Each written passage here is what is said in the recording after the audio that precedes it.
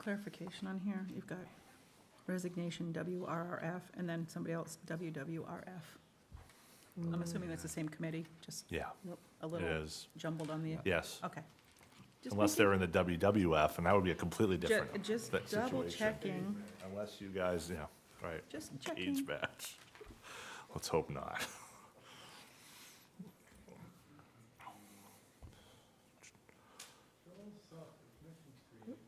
Just lost Eric. Oh, there's Eric.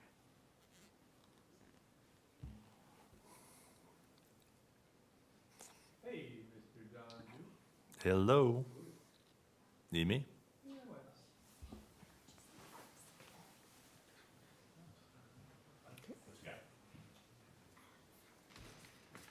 So OBS is what feeds it, that's going, that was. Yeah. This guy normally pictures something like that. Sees it right away usually. I'm a little concerned about that, but, Yep. um, I was just starting if I get it back. starting the stream, I think it's probably best. Start over. Yeah.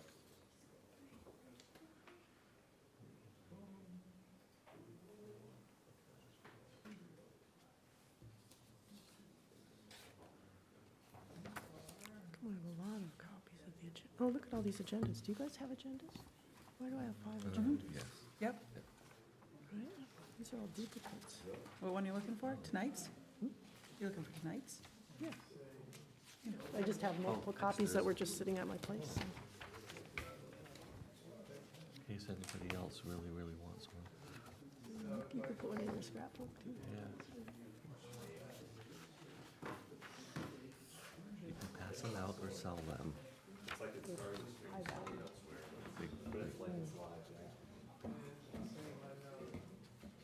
Street value. Actually jump out.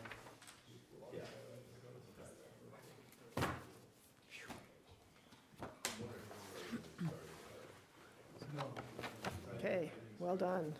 Normally this would kick that. Want to hand those off to Tom? Thank you. Yep, whenever it gets boring. Okay. I'm still reading. Oh, God.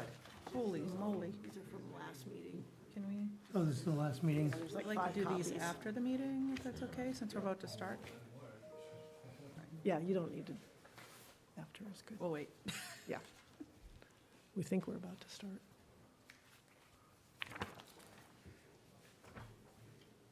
So there's 5 of them there? Oh, there's 5. Yeah. I'm like, wow, Thought that that's was really quick, huh? fast. Didn't see my stamp, did you? Yeah, right. You're doing everything right. It's like live, Still says it's live, so somewhere between. Uh-oh, somewhere we're live. Behave, somewhere we're live, apparently. yeah, I get that. So, Just fine. I'm so behind the 8 ball. It's like running home is like, and then this like, I think It's like it's being managed. several people, like my son, they're like messages. I'm like, I can't look at that. When you actually like do something and are focused on it, and if you're not, like checking your email every 2 seconds and you get behind and it's like, whoa. All these text messages flying back and forth between at least 2 or 3 people. And I'm like, I want to read them, but I can't right now. Yeah, I gotta move on to the next. And what was this? Just, I was trying to read all this stuff, Mm-hmm. and it's like this thing kept going ding, ding, ding. I was already for the meeting last night, too. I was like, oh, yeah, it's a holiday. Yeah. It's like, got a meeting. Oh, no, I don't. It's Tuesday. Oh, I wasn't ready. Okay. I skimmed through it yesterday and reread today. I don't know why this is, seems like the same thing. Hours ago. All right. Denise? Are we ready? Okay. Are we all set? we are all set. Okay. As these things go. Are we live? We are live too. All right. I'll call to order the public meeting Rockport Select Board for Tuesday, October 10th in the Rockport room at the library. The first item is we have a public hearing on the warrant articles. John, looks like you might introduce that. Sure. So at your last meeting, you had approved a warrant for the November 7th referendum ballot. And so this is the time in which, through the public hearing process, anyone who has questions or wants to offer comment on the items to be voted upon on November 7th, or be absentee beginning today, can do so. So you can go article by article, and if there's any comment for, against, or neither for nor against, and then from there, close the public hearing. Okay.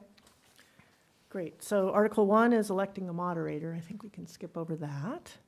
Article 2 is approving an amendment to the Town of Rockport Charter. And then do I ask for those speaking in favor of the article? Okay. Anyone here to speak in favor of the article? Against the article? Those speaking neither for nor against the article? Okay. Should I do that for each article like that, or wait till they're all? Maybe just go to Article 3. It sounds like they're not lining up over here to talk, yeah. so. Okay, let's do it that way. Yeah. Article 3 is an amendment to the Town of Rockport Charter. Article 4 is another amendment to the Town of Rockport Charter. And just for clarification, a lot of this is cleanup work that we just went through the charter and updated the language and the terminology, and but all of that's available at the town office for when you cast your ballot as well. And another, Article 5 is also an amendment to the Article 3 Town Manager, Section 5 and 6 of the Town of Rockport Charter. Article 6 is amendment to Article 4, the Administrative Organization, Part B, Section 4 of the Town of Rockport Charter. Article 7 is an amendment to Article 4, Administrative Organization, Part C, and Article 8, Section 10D of the Charter. Article 8 is an amendment to Article 6, Financial Procedures, Sections 3, 4, 5, 6, 8, and 9 of the Charter. Article 9 is approving amendments to Article 8, General Provisions, Sections 1, 2, and 3 of the Charter. Article 10 is amendments to Article 8, General Provisions, Section 4 of the Charter. Article 11 is amendments to Article 8, General Provisions, with a new Section 11 added to the Charter.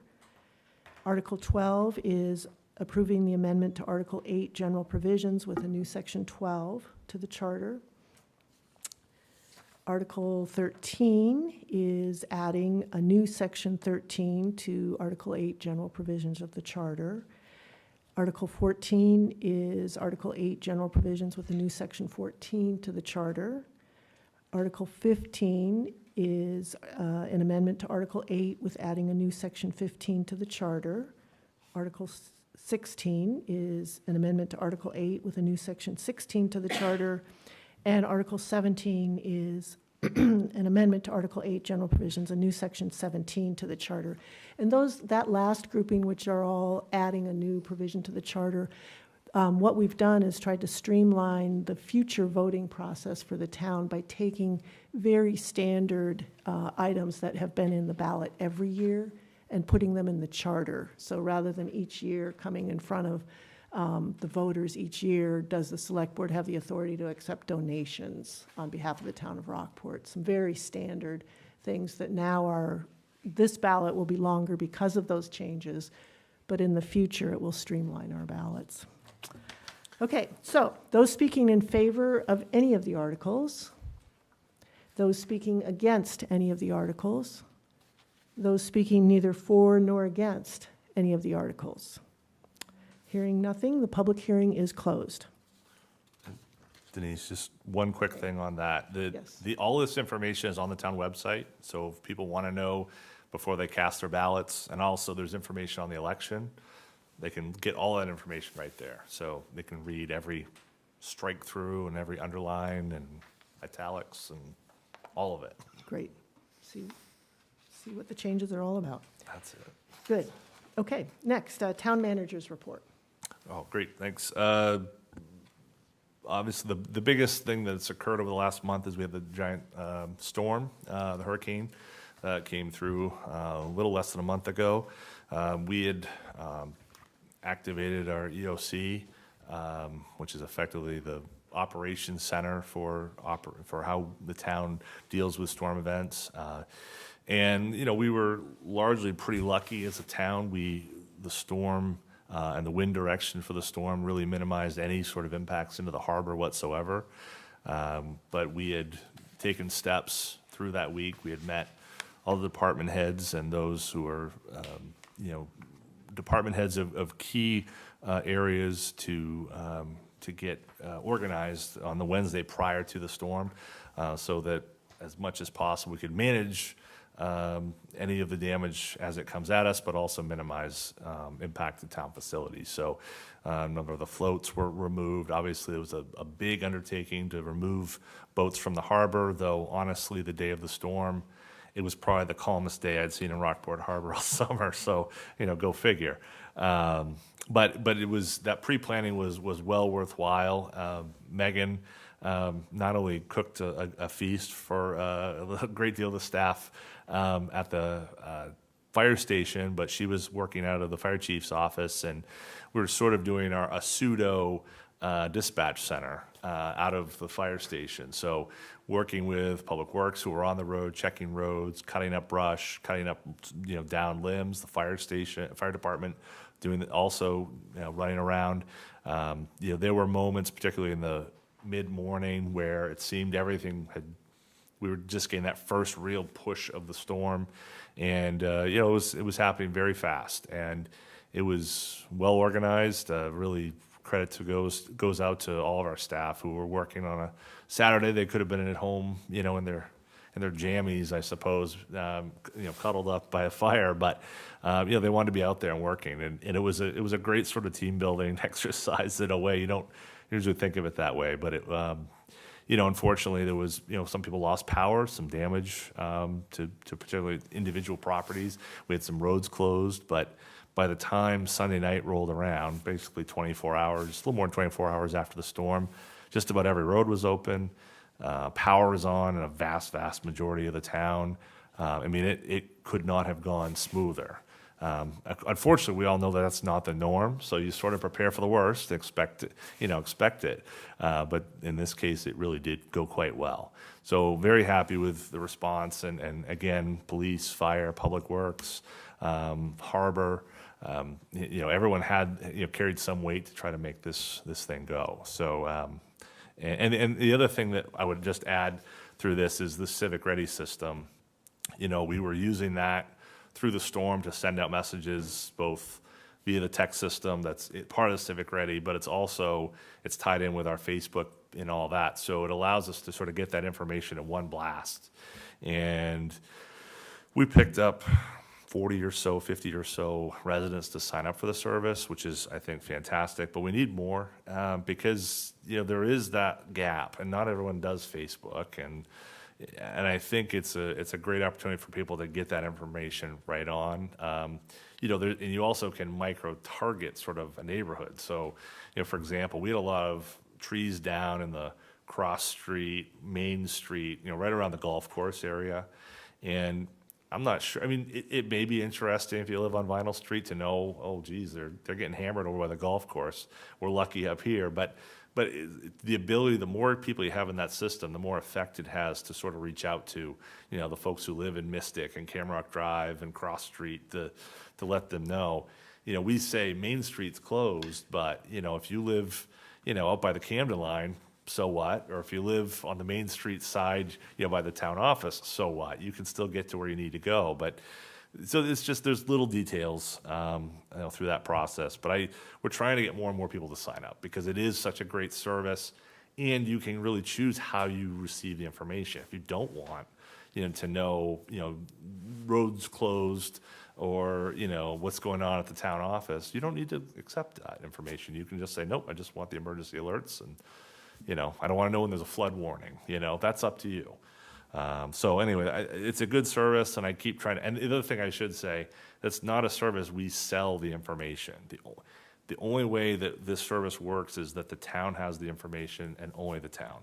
So we can only use it for emergency situations or whatever the person who signs up for allows them to do. So if they want to know about library events, then we'll only send it to library events. We can't take library events and then tell them about what's going on at the harbor. You know, it's sort of, so you can't do that, and then most of all, you certainly can't sell the information. You know, this is just for municipal use only, so your information's, you know, secure in that way. Yeah, I want to echo that because I think John's updates that day were really helpful for residents in the town to know what was happening and who was affected and where in town things were affected. And again, there are about 8 different categories when you go in there to sign up that you can opt to have information on it or not. But it is, I know residents get frustrated when they don't feel like we're communicating with them, and this is the way that we've selected as several ways, but this is an important way that we've selected as a way to stay in touch with our residents, let you know what's happening, and have you feel part of the community. So again, yeah, I'd echo John, please sign up for this. Yeah. And just the last thing I want to talk about is Public Works specifically, because we're sort of ending that construction season. There's more construction that will be done, but I was just talking with a homeowner on Forest Street West, and wondering, well, what's going on in our neighborhood? There's some construction going on. Where does that stand? And again, Civic Ready, I think I got a better plan for that as we sort of went through the season, and we've been sending out letters now to affected homeowners where we're working on streets. So the folks who live up in Birch Street, Amesbury, Pine Street.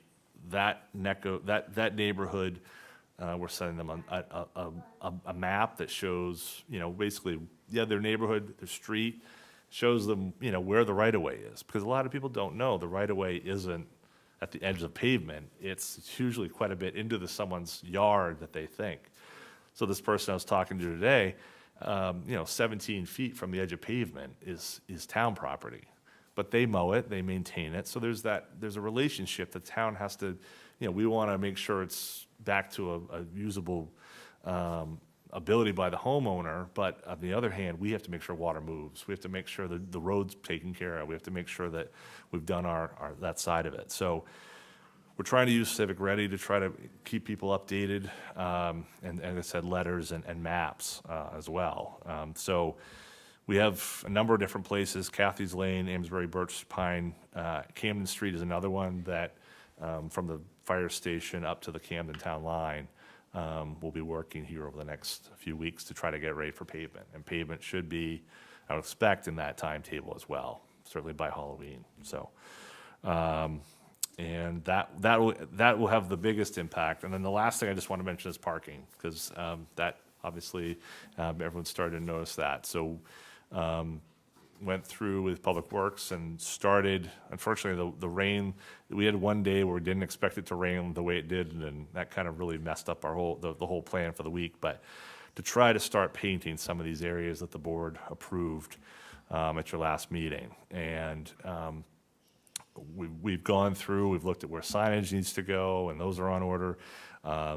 Also painted some curbing as well to try to focus on the no parking areas, to try to make sure people are where they're supposed to be, but also knows that there's a timetable here they've got to work within. So that's a work in progress. I think the ordinance is a bit of a work in progress as well, but I think the implementation of that, talking with Chief Gagney, this is going to be a slow roll to try to get people into compliance with these new rules.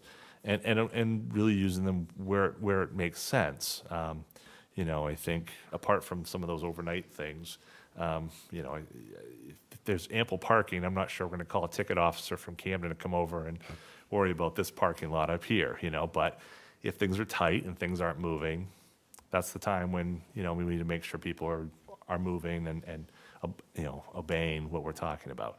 Parking isn't always an issue in Rockport Village, but when it is, it is. And so we just have to have the signage and rules in place so that way when we need to enforce it, it's available to the town to do so. So So that's a start, and that conversation will continue, and my door's open, and Chief Gagné and Mike Young, and I'm sure you all will hear a great deal more about as that moves ahead, but it's a start. Yeah, that's a good, quick action. Oh, I should mention Carrie. How did before I yeah. do that? Yeah. Yeah, so, sorry, last thing, I should mention, our notable assessor's agent, Carrie, has been named the Maine Assessor of the Year.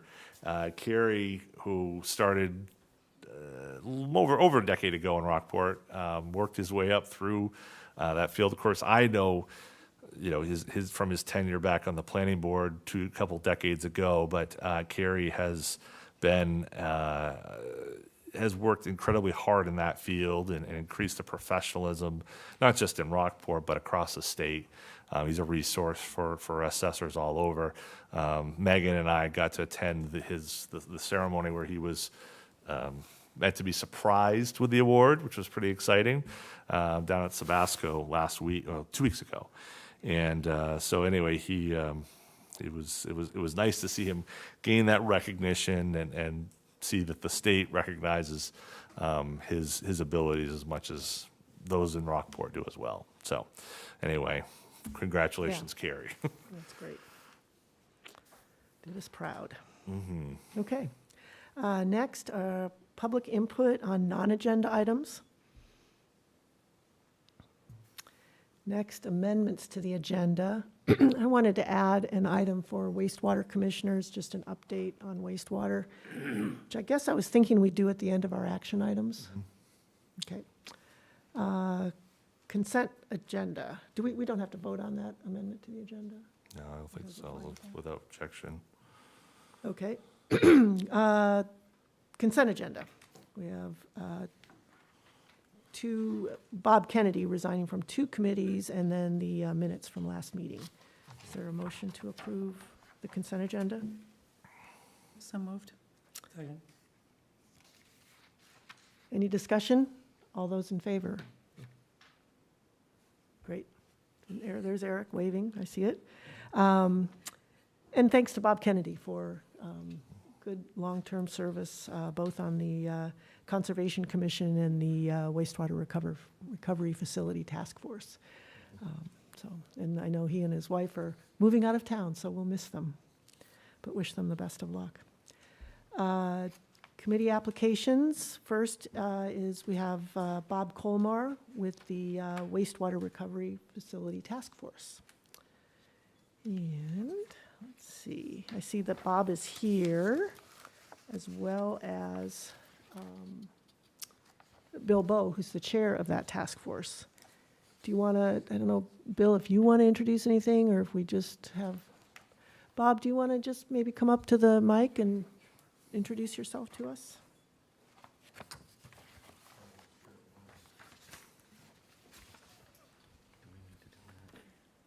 Oh, no, that's part of the consent agenda. So we voted on everything for that. Madam Okay. Chair, Bob Colmar, resident, here to serve. Great, great. Yep, sold. Yeah, well, I see your application here, and you've got some background in engineering, and it seems like, About 47 years, done Okay. wastewater facilities and infrastructure. There's only 2 times people think of wastewater. One, when they flush a toilet, doesn't work, and the other is when they get their bill in the mail. Other than sounds that, about right. expect it to work. And the town has issues, which I think this group can help solve. Great. Well, I read the application, and it seems like we're very lucky that we're willing to step forward and join this group. Okay, do I have a motion to, or anybody have any questions they want to ask Bob? I'm impressed and I'm pleased. Yeah, that's a good way to put it. And let's see, I've got too many different backside pages here. Okay, and Bill, I'm assuming you're supportive of? Yeah, great. Okay, is there a motion to approve Bob Colmar to, I move that the board approve Bob Colmar's application for the Water Resource Advisory Task Force. great, Second. okay. Any discussion? all those in favor? Wholeheartedly. Yeah. Yeah. Yeah, with enthusiasm and enthusiastic. Engineers work. Yeah, great. Sure is. Welcome. Thank you, Bob. Thank you. Thank you. 30 jobs. something like that. Okay. Now. Okay, so the second item is Act on Abatement 360 PP. John. So this is a pretty simple abatement. The owner of these assets had already sold them prior to the year, the tax year, and so they should not have been taxed. So it was close, but not close enough. So we'd recommend that you abate the amount listed, Okay, is there a motion? $92. And that's just a personal property tax thing, right? Yeah. Yep. I move the board approve abatement for 360 PP. Okay, second? Second? Michael, any discussion? All those in favor? Okay, there's Eric. All right, next, Act on Abatement 2374 RE. This is, again, an error in assessment rather than, it's not a question of value, it's just simply an error that, in terms of a missing parcel. So, once again, recommend the abatement. Okay, is there a motion? It was a timing issue on the sale. I think the parcel was missed when they went through on that transfer. That was back in 2021. Yeah, so, because it would have Yeah, been. there was a with- little parcel, and Yeah, so when the transfer occurred in the 19th of May of '21, the second parcel it got missed in the transfer, so in terms of how we brought it over, and so when we had done it, we assessed it, but unfortunately, we should have done so. So it should have been, so the amount to be abated, because it should not be abated from the current property owner, Suska and Pollock, should have been abated of $222.48. okay, is there a motion? Or, No. I mean, okay, you're moving. I move to approve the abatement for 2374 RE. Okay, second? Second? Any discussion? All those in favor? Okay, all right. Let's see, next is Act on Park Street property. Up to the. Yeah, go ahead, Scott. For Scott, okay.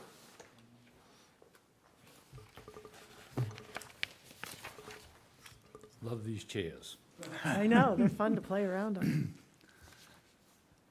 My name is Scott Beckford. I'm the plumbing inspector, code officer for the town. And one of my duties is to identify any violations, just anything that's not as it should be by ordinance. In this particular case, I'm looking at a building that's been around for a long, long time, and I think you all know the building. Your packages should have some pictures of it. And I've had a few people question why it's still there, still vacant, with things that you can see from the exterior.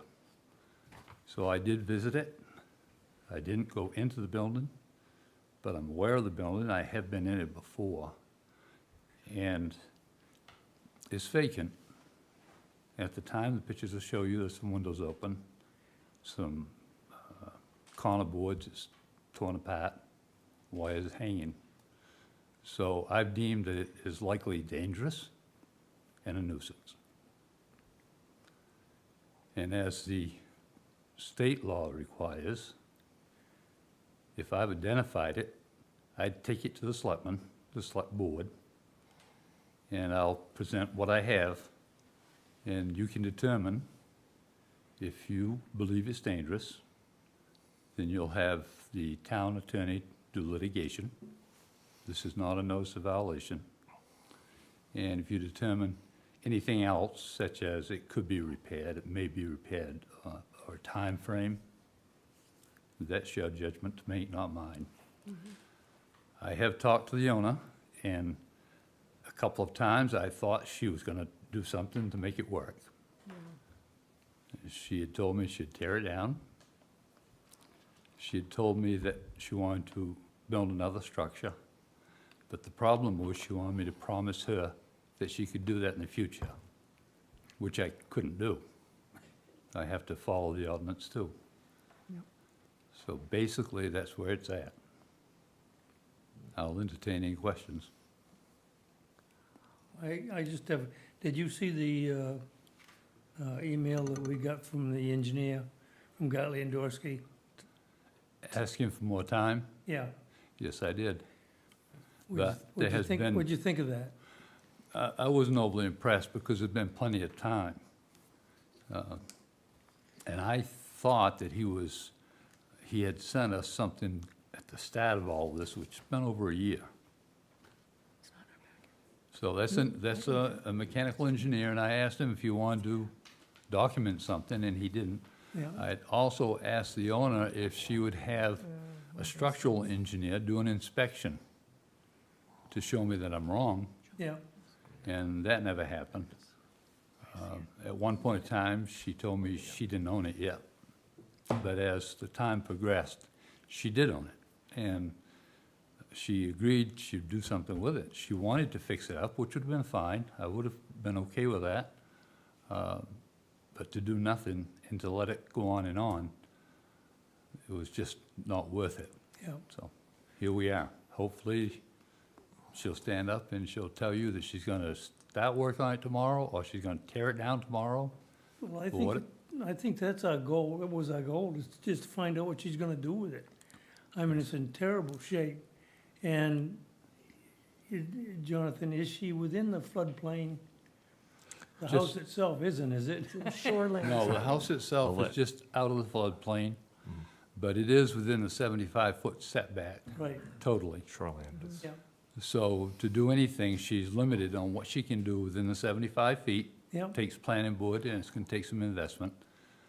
She could build something else on that lot and not be in that 75-foot setback, which I was encouraging her to do, and I thought she was gonna make a move, but it didn't work out.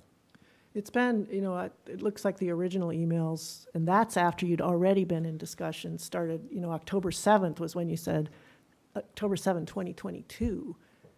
This has been going on and on It's and been on, going and on I a need a while, decision yes. from you now. And, I feel like the record shows that you gave her every opportunity and asked her to come forward with plans. Well, And- once I could see that we were just going round and around and making no progress, I told her that I was gonna make my move, and then she went to our manager. And he enjoyed a round or two, and he come to the same conclusions, basically, I think, that I did about getting resolve on it. Yeah, So that's what I'm looking for, is some kind of resolve. yep.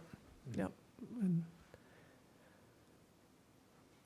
Because I see a lot of communications you've had back and forth with her over, In the past year. way over a year, right? Yeah. Yes, yeah, I'm patient. Yeah, yeah, so, I'm here. I'm the owner okay. of the property. So, John, do you want to introduce anything here, or? Well, I think you have the email from Mike Sabatini that he had sent over. Does that change anything in?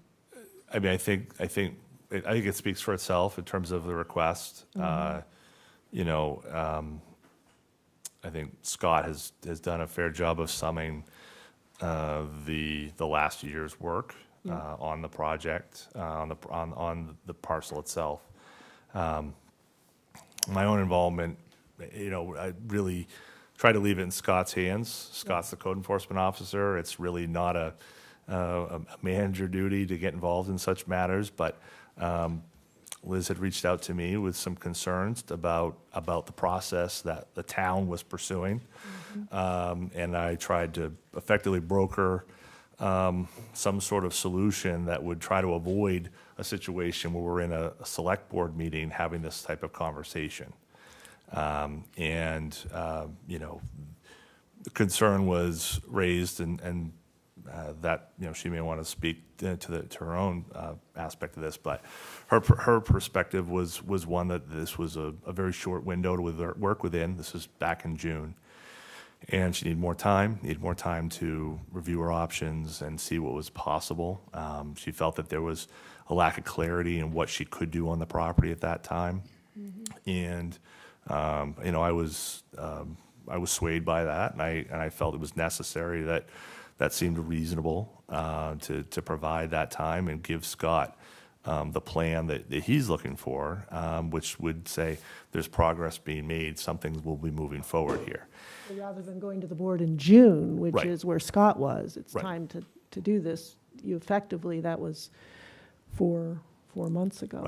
Right. And And so nothing. at the end, basically it asked for a plan from Mike, that she was working with Mike Sabatini, that Mike could put something together and put it back before Scott within, a month's time. Now, everyone knows engineers are busy. Everyone in the construction trade is busy right now. I certainly understand that. But as the months and weeks dragged on and we got into September, without any communication on the process, it seemed necessary that we move forward. So, I talked with Scott and then actually asked our new assistant, Sierra, to reach out to Liz and to see if there was if this project had moved forward.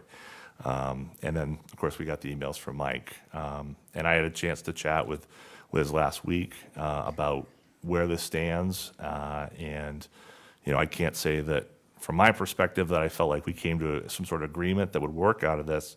But I think that the need and the desire for a plan that would allow construction of the building that she would like to build on that property in accordance with shoreline zoning rules and the land use ordinance is certainly something that the town of Rockport would want.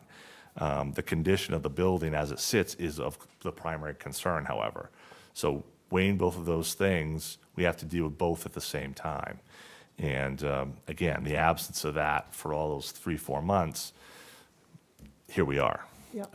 So, I think it's regrettable we're having this conversation in this sort of situation, but, I understand Well, why we've been we are. trying to have it for over a year, it sounds like. It's been a while. Yeah. And in terms of the safety issues, the public nuisance, the safety, that, I guess, concerns me. In at the first of this, she had told me that she had a contractor that would tear it down. And that I verified, and he told me, yes, he would. And then the next time I saw him, he said, well, I've never heard anything else from the owner. So that was one of the things that had transpired that I was a little sad about. But if this building had been occupied, I probably would have seen it a little different. If somebody was we got some homes that are old and run down, people live in, and the danger, I don't think is as great as it would be if it was vacant. But in all respect, most buildings are sound until they become vacant, then things happen. Vagrants come in, somebody squats, things happen. People get hurt, and, yeah. So, I mean, we have the demolition, which it sounds like that's going to be the plan no matter what, and then the question of what can be built on that land. Well, we'll have to follow the shoreline zoning ordinance and our land use ordinance in putting any other building there.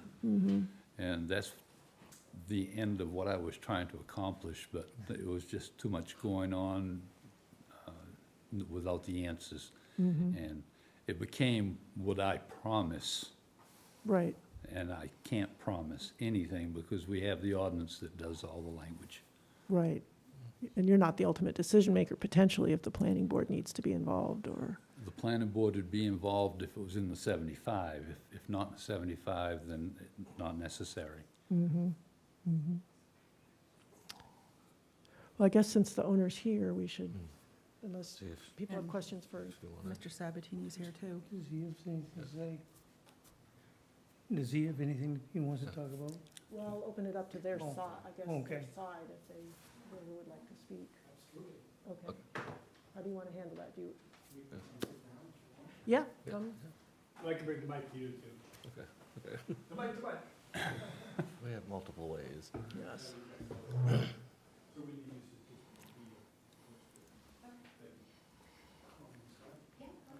And I'm gonna punch that in, so hang on.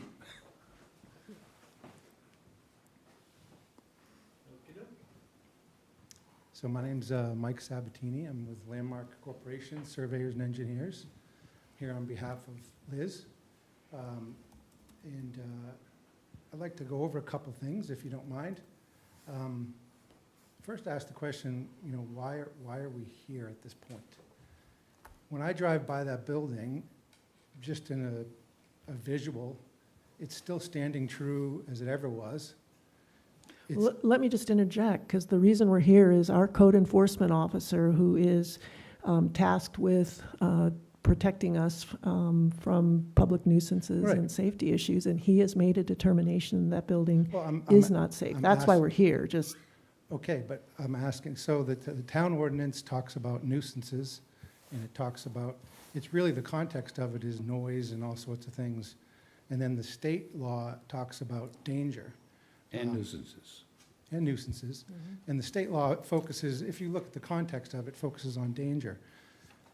I don't see that building currently as a danger.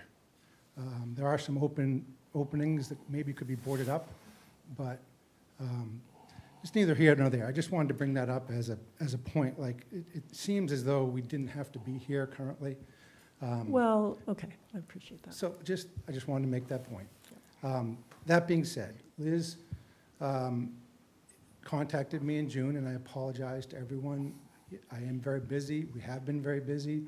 And it was one of those things that I was going to attend to, and I will admit that it was on the back burner, partly because I did not comprehend that this process was underway like it was. I didn't understand that. My first conversation with Liz was like, well, why is Scott even worried about this? Why can't you just do what you want with your property? So I had no comprehension that it was under this sort of, deemed a nuisance. So she didn't share with you the correspondence from Scott from, No, I it's had, pretty extensive. I didn't see a lot of that, no. Okay. And understand that it was under this formalized process. That being said, I do now, and I would just urge everyone to just pause. You know, as it's been said tonight, this property is complicated. It's a corner lot, which you have to figure out which setbacks you have to use from the front and the side. It's shoreland zoning, it's flood zoning, it's non-conforming. There's some property line things to work out. It is complicated, and Liz, I think she deserves help figuring out what to do with the property. And I'm poised to do that and start that process immediately. And so I would just ask sincerely to the folks in this board to just pause this, table it, and let us prove that we can get some things going here. So.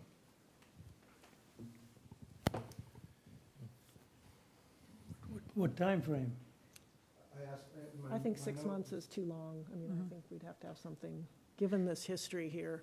So I, Includes, has to go to boards, it has to go to, if it's non-conforming, you have to go to planning boards, and that could take months on its own. so my name's Liz. I own 150 Park Street, and Scott contacted me December of '22, and he was concerned about the building. He said I was going through a fairly contentious divorce, and I was very responsive with him, and I said that the building would be sorted, I thought, in January. It ended up taking until May of 2023 for the litigation with my ex-husband to come to some sort of completion. I was in contact with Scott the whole time. I communicated with him and John every time they've contacted me. I've been very amicable and responsive.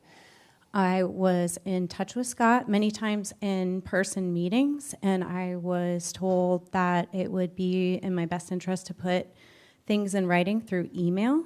So I started emailing him. I asked him several times for the zoning ordinances, and during this time I've been working 3 or 4 jobs. I'm a nurse, I'm a mom, I've got 2 kids, I've got a primary residence that I'm currently refinancing right now and getting out of my ex-husband's name. So I've got some other things going on at the moment. And when Scott initially got in touch with me, it was fairly, I think aggressive is too strong of a word, but he did say, you need to tear this building down. It needs to be demoed. It's dangerous. And I said, yes, no problem. I'll do that. And then when I started talking to other community members, because I'm not an engineer or a builder, they said, if you tear that building down, it could be a non-conforming lot and you can't rebuild. So I contacted Scott and I said, hold on, Scott. I know I agreed to tear the building down, but can I rebuild if I take it down? He was very obscure with his answers to me. I asked for zoning ordinances. He told me he didn't know. It took a couple of weeks, and then I contacted him again. He said he was going to research it. He got me the zoning ordinances, and then I said, okay, I don't know what this means. Could you dumb it down for me? I don't know what any of this means. And he said, the very next day, he said, I don't think we should communicate anymore because you're stringing me along and you're saying you're going to do something and then you're not. And I said, Scott, I don't know what I want to do with this property or what I can do with this property. I'm going to have to get in touch with an engineer. And that was between May and June. And I contacted John because every communication I've had with the town of Rockport has been, we're going to litigate or demo your building. And I went into the town office the other day and I talked to John. I got my taxes. So I'm being told this building is valueless and needs to be torn down. But now I have a new tax assessment that says the building's worth $20,000 more than it was last year, and my taxes went up 30%. So I'm just curious about why this is happening. And also, I told John, as the owner of this building in the town of Rockport, why are we adversaries here? I thought we should be working together from the town perspective and from a landowner perspective. And I don't understand why there's this contention and why this is happening. And every time I talk to the town office, they're threatening litigation or demoing my building. When I've hired an engineer, I contacted him as soon as I talked to John in June. And Mike and I have been in communication. If John needed further communication from me, and we spoke about this as well, he is welcome to reach out to me at any time. Scott was welcome to reach out to me at any time he needed any kind of correspondence, and I've been very responsive. And I don't understand why I feel like this is so urgent and why I'm being targeted here.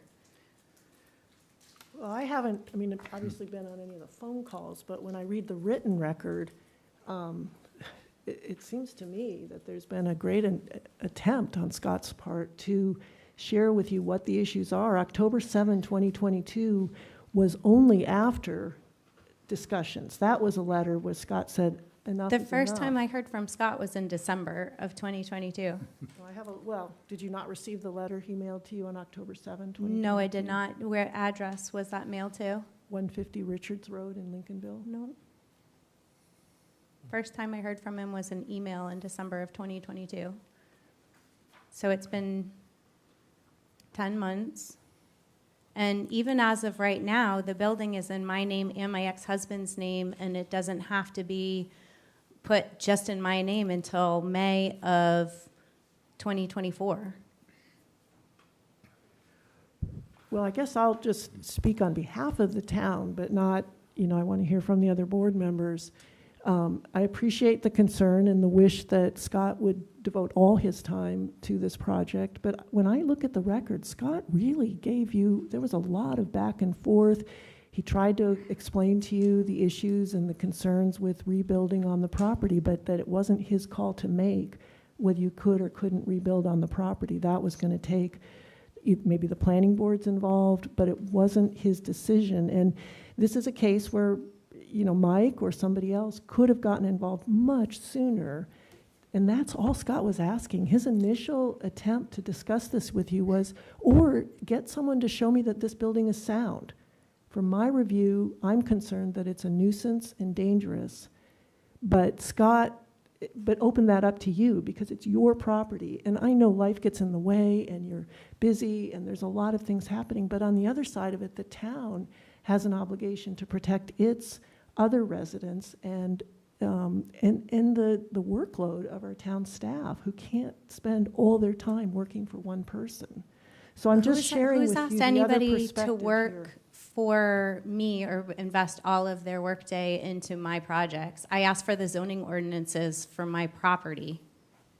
Well, the zoning ordinances are on the website, and I mean, Okay, so if it's that I simple don't wanna get it back and they're on the, No. they could have shared, you could have shared they were on the website and to look it up, but he told me he didn't know, and how is that, excuse me, I'm sorry, but how are you saying I'm expecting Scott to dedicate his whole work week to me and my project and then tell me that the zoning ordinances are so simple to look up that I could just go to the website when I was just asking him for the zoning ordinances and it took a good 3 to 4 weeks? Yeah, I have a feeling we're in an avenue we don't need to go. It's a general question, so I can get a grasp of the whole project, because I have not looked at it until today. That building in question, is that something that would most desirably be torn down anyway, if you could do anything you wanted with the property? I need to go meet with Mike on the property and figure out if the building is salvageable and worth being renovated. And there's also historical grants where it is over 200 years old and that it's a fairly historic building in Rockport. Whether it would be worth rebuilding or if it's just a complete tear down. I don't know at this point, which is why I can't commit to what I'm doing with the property. If it's a complete tear down, before I touch one board on the building and take it down, I want to make sure that I have all the plans and zoning in place that I can rebuild or use a footprint or put it in the correct spot and not just make it a complete non-conforming lot where it's not buildable. So if the building were salvageable, at least in some fashion, then that would be something you're open to? Absolutely, yeah. To be able to use it, right? Yeah, and Okay. I told John, I think that the town and myself both want to see something nice on that property. The property's been completely stripped out of any wires, any insulation. It has no water supply, no electric supply. It's all it is right now is a structure. And so all of the garbage that was inside the garage, that was inside the house, has been taken out and stripped. So there's really not a hazard for the building per se. Is it an eyesore and in poor condition? Yes. But are there 100 other buildings in Rockport that you could say similar that aren't being brought up to the select board? Yeah. Yes, absolutely. If, because I can see from reading what Mike had sent today, with the timing, and I can see how some of this got where we are tonight. Is there a conceivable thing where if things were delayed, that the openings and all that stuff could at least be patched and done to secure the building more? Because I think that seems to be one of the issues. Yeah, and Mike asked last week, could we patch and close up parts of the building, to make it safer for the town to feel more comfortable with the building as it is, because it's not my number one priority project, nor is it Mike's right now. It's the town's for some reason. But, getting pushed a little bit to do something, we can absolutely board it up. What would be a potential timeline? I'm looking at Mike now more, that something truly could be achieved. I think if you give, can you use the mic? Oh, sorry. I think if you give us 30 days to work through some planning issues, and then we may have to go to the planning board to get some approvals, and that might take a couple months to get on an agenda. something like that. And that would be necessary more to see if something else could be built on the lot? 'Cause Well, that's- so you don't want to demo it. I realize if you demo something, I think you have 18 months, is that right, Scott? Before you can, I'm not sure. okay, well, There there timeframe. is a kind of middle ground. If something gets demoed, you do have time, to replace it essentially. So, that could work towards her schedule a little bit more, but it would behoove her to get the approvals in place before she does anything. And so, planning board agendas and things and submittals, it takes a couple months. What flexibility is there under the finding orders and determination process? Can that be submitted and then stayed while, sort of as some pressure, because I think it's important to have some timing pressure here, to keep this moving? I'd just like to remind the board, early on in the correspondences, I think you'll find, I had asked if she'd like to meet with me over there so we could go into the building. That never got responded to. And I also asked for a structural engineer report. That never happened. What happened was a lot of procrastination in all areas, and some of what she's saying tonight has some spins on it. It's not exactly the way she's describing it, but if you decide to give more time, I just ask that you have exactness on what you expect and when. That's why I'd like to have, if it's possible, to have the pressure of the finding orders and determination sort of governing this process rather than back to where we have been for over the last year. I think the board has that authority to do. I think I feel the same way about our relationship, Scott, that some of the things you've said tonight has had some spin on it. I bought this property because I wanted to do something with it, not because I wanted to spend thousands of dollars and let it sit there and piss off Rockport. That wasn't my intention in purchasing this property. This isn't a property I abandoned and let get dilapidated. And I want to do something with this property, and I don't know why I'm getting treated like this, to be perfectly honest, because it hasn't been my priority. I've got 2 other properties, and I want to do something with this property. And I have been very responsive to both John and Scott whenever they've gotten in touch and when Sierra called. I haven't been ignoring anybody. I was told I needed an engineer in June. I contacted an engineer in June.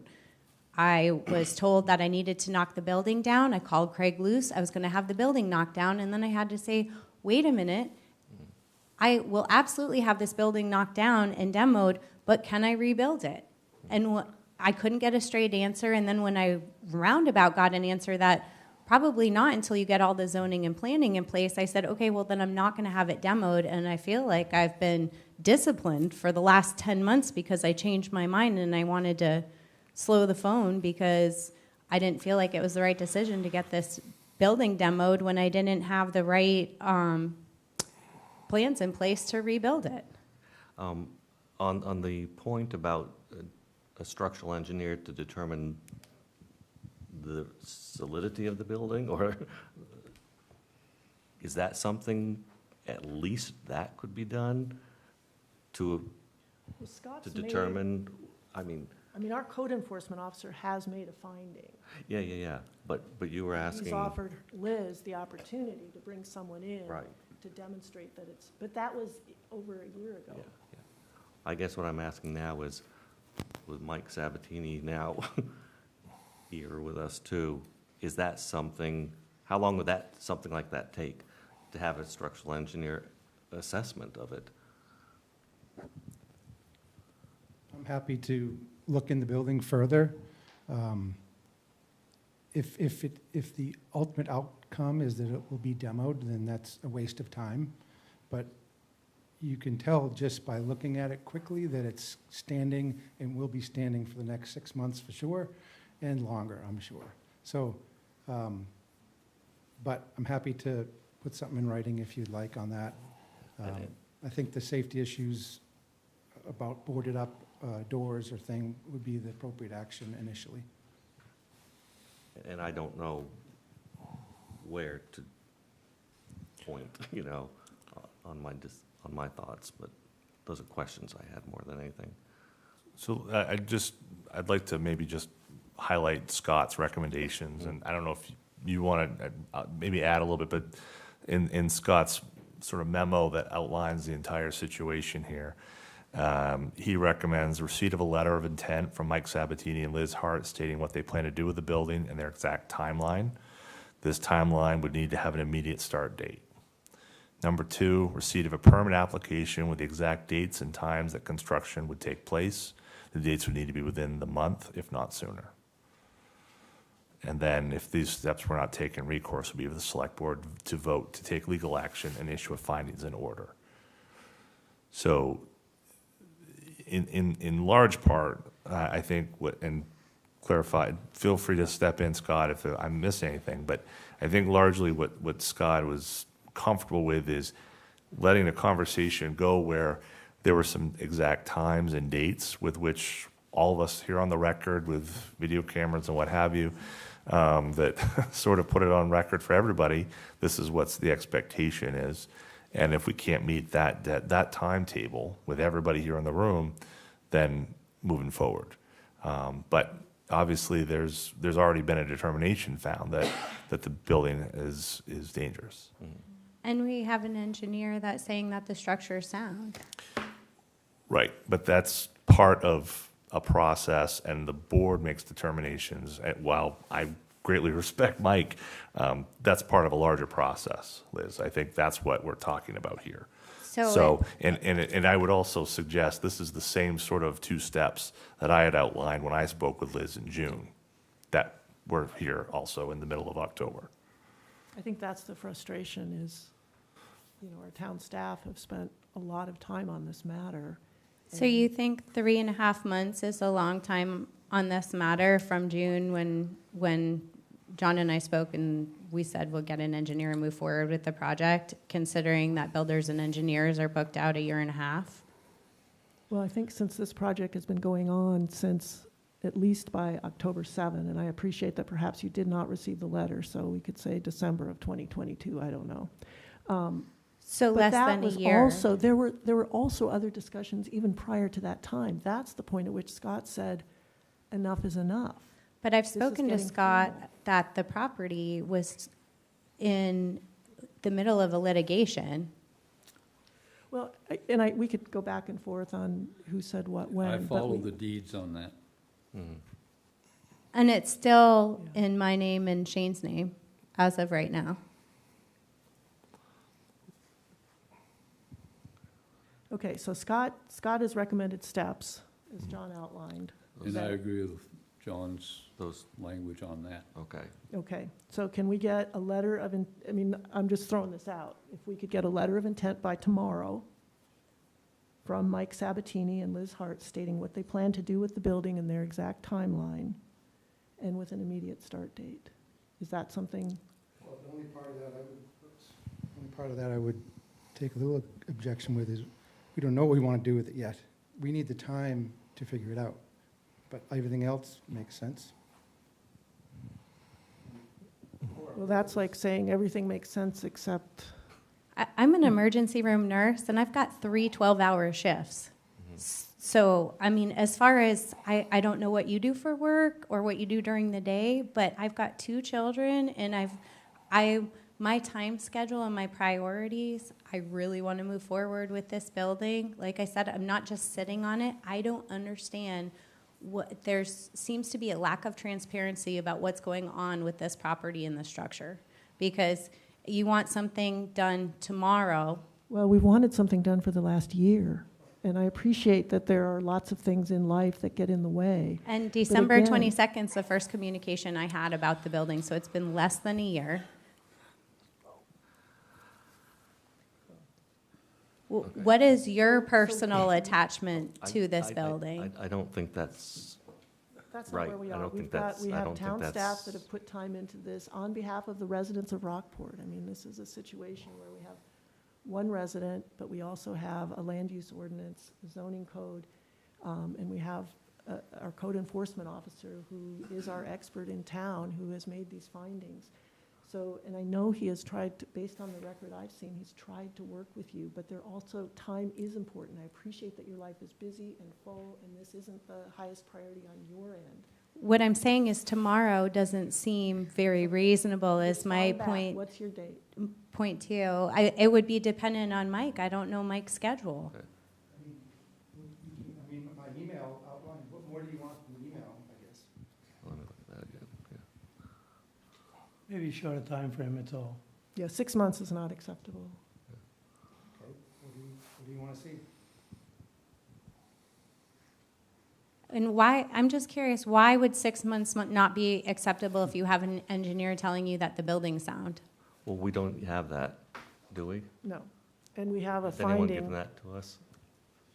I don't know. I'm No, asking we have that a question. finding by our code it's- enforcement officer, who's our yeah. expert and who we rely on to. And I don't know that we have And there hasn't been receipt on-site, of anything contradicting that. no on-site inspection by an engineer and a written report for it, correct? We That don't was know the second that. opinion I requested was for a professional structural engineer. Mhm. I did not enter the building as a code officer. I did not violate curtilage. Yeah. I did go when people would normally go, drove in and looked around the building. And from what I could see, it's questionable. Yeah. So in fairness, I was looking for that second opinion. And have we seen, And I asked if she would meet with me there, and she wasn't interested, or she didn't respond to that. so am I correct that we have not seen anything saying that the building is sound? That's correct. Okay. So without having that, we have no way to determine this other than what we have seen on the record. Right. So I'm kind of reaching out with a bit of an olive branch, to like, you know, what can we get from you guys to quell the concerns? You can get us to, we'll start doing the planning in earnest and figure out a good direction for her asset and her property, you know? That's what And we, you can drive by that property and look at that house. It's standing, like I said, as true, pretty much as true as it has for 200 years. It's not in imminent danger of falling into the street right now. well, I think if we're, I mean, what we've been talking about and what Scott has indicated is independent of a long-term plan, which is what I'm hearing, we need some assurance that that building is structurally sound. Now, I say it that way, but I'm not sure, I mean, I feel like we owe our town staff, who are the people who are familiar with our codes and ordinances and are familiar with this property and this process, and I think we owe some deference to the people down in the trenches who have been working this issue. And I appreciate that there is, you know, a disagreement on whether matters or is important or not important.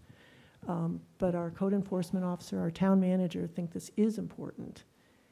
And I'm not hearing anything that's coming at me with the level of urgency that we feel on our end as the town, that this needs to be addressed and quickly. How about we meet Scott out there tomorrow? And what happens to, what do you mean? We'll walk through the building together. Well, did I understand that you said there was or is an engineer's report that says, No, I've not prepared a okay, report. okay, I may have misheard then. I don't know if tomorrow is. So I guess my question is, Something if we soon. do the findings order determination, does that still allow, through the course of that proceeding, for additional action if it needs to get stayed because we've actually been presented with a real plan that's firm about what will happen at this property? If we make the finding tonight, and I just don't know the process, do I mean, either of you? can't we table it tonight? Well, that's what's been happening to this all along. I know, well, you have our attention. We have it while we have it, but. Is, I'm just No, top of brain thoughts here. Excuse me, but yeah. I wasn't even notified that there was this was on the docket for tonight, I had to reach out to the code enforcement officer's assistant and say, when is this up for discussion with the select board? And I was told, I wrote that email last week. So there hasn't been a lot of communication from the town office as far as the select board is meeting and would like your participation or input. And from what I understand is you've met about this before, and I wasn't even invited to the We've meeting. Never the met. first time the This is the select first board time is- the select First board. time. This just Heard came on anything our about agenda. So the other why wasn't I notified to be at this meeting? You were notified by Sierra when she contacted you to get an update on where things stood. I If sent you her had an told- email Liz, that I hold on. have right Liz, here, Liz, and I had Liz, to can I ask. finish? I had Liz, to ask Liz, when the Liz, meeting was. Can I finish? Can I finish my statement? And then feel free to clarify what you feel I say it's incorrect, okay? What my point was is Sierra reached out to you last week to get an update on where this situation stood. If there was information through that process, through you working with Mike, that provided all the information that's laid out in Scott's letter, I don't think we'd be here. But the Sierra- fact, hold on, let me just finish. If that information had come to light at that time, I don't think this conversation would have happened. But instead, the conversation went a different way, which was, why am I being targeted? Why am I being put here? And unfortunately, that didn't move the ball forward in terms of what the town, whether it's the code enforcement officer or me working with the code enforcement officer and working with you, allows for us to be able to put before the board to give them certainty that the ordinances they're asked to hire us to follow are being followed. And so in the absence of all those things, it's incumbent on Scott and on me to bring this back before the board to let them to make a decision as to whether or not that process is followed. And I understand there's frustration from your perspective. If it were my property, I would be concerned. But I also would be concerned if my property potentially could be torn down and I would find a way to get it done. That's me personally speaking. That's not me speaking as town manager. But the problem is that this is the process that's now laid before these 5 individuals to make decisions. And so as a result, they are now in that place. If there is a avenue with dates and times and things that are tangible that they can rely upon, I think they'll understand and hear you out. I think just as Scott Bickford would, just as I would. But unfortunately, what's happened through these last months is that's failed to occur. And I think that's where we are tonight, is that if we can get some report or something that stands, it's where that property sits and where it's going to go, I think that will move all of this very, very quickly. And I think you've got someone sitting with you who can help put a lot of that information together. So how about this? We continue with our agenda. We table this item till the end. You and Mike talk about some specific deadlines, because I'm not getting a lot of comfort that anything will change from what I've heard so far, but I also hear the passion and the desire to really solve this. So let's move on with our agenda. We'll table this item. You guys go outside, talk about what a realistic deadline is. I actually have to get my kids home to bed and bring them to school tomorrow. I still don't understand what, I'm just floored that I'm a single mom and I'm refinancing my house right now, and it's in the next week or two it will be finished. And when that's done, I can focus on this project. There's an engineer that when Sierra contacted me last week, I said, I've been in touch with Mike since June. I forwarded her my emails. I said, I'm sorry Mike hasn't been in touch. He's busy. It's been 3.5 months, which in engineer and construction time is not a lot of time. They're booked out. I don't know if any of you have been building 1.5 years right now. I am planning on doing something with this property. Like I said before, Okay, it's been... well, I need to cut you off because we do have other items on the agenda. Okay, How about, I just have one more thought. Sure. One more Give him thought. 3 months. Well, I was thinking, at this point, at the outside, like, say, could something be determined on the structural integrity and a plan for securing the openings in the building? Could we get something definitively set up within 2 weeks, that you could write to us and say, here is our timeline, this is exactly what we're gonna do. So we could have something, can we commit to that tonight, that within 2 weeks, we'll have written plans from you of everything? Because if we could get that, I think What would those written plans, just? the written plans, and again, like, what the plan would be for securing the property, what is the structural integrity of the building currently, and what would your plans be, A, B, or C? Like, if the building is not structurally sound, we'll get it torn down ASAP. If the building is structurally sound, and we want to use it, you know, however you guys decide to do that, what would your plans be? I'm just trying to think of something. And I guess as Mike offered, to meet with Scott, so Scott could see the property as well, would that be? And I don't want to pin everyone onto it tomorrow, Yeah, but, Right, I'm not, you know, yeah. would a 2-week timeline to get plans, would that be Yeah, I would, helpful? Or something? I think I'd be reasonably comfortable with that, but keep in mind, and by the way, I overheard her being notified by Sierra Okay. prior to, so there was time, she was notified. If Mike wants to set up with me, he can give me a call in the morning, set my schedule to meet his. My wife's going in and get some surgeries done, but I can work around that, I'm sure. Or maybe I'll bring her with me. Okay. So I'm not the chair, but if, I'm seeing that potentially if we could get concrete, written plans, Concrete is the Within 2 essential weeks. item that I hear, because I think what's been happening, and it's just this sort of, and I've been getting even a whole sense of that even in this meeting, is shifting, accusing, pointing fingers, instead of, it's a very specific, direct request. And if we can keep focused on that, I think that's really important. And if 2 weeks, so then today is the 10th of October, so that would be the 24th of October, close of business, and a meeting with Scott. And then after that, we'll hold us, we'll either put it on our November agenda or revisit it. Yeah. to revisit it, get a status update. And if Scott and John are not satisfied with the specificity and the direction this is taking, then we'll take action then. Okay. Eric? Did Eric want to? Do you want to say something, Eric?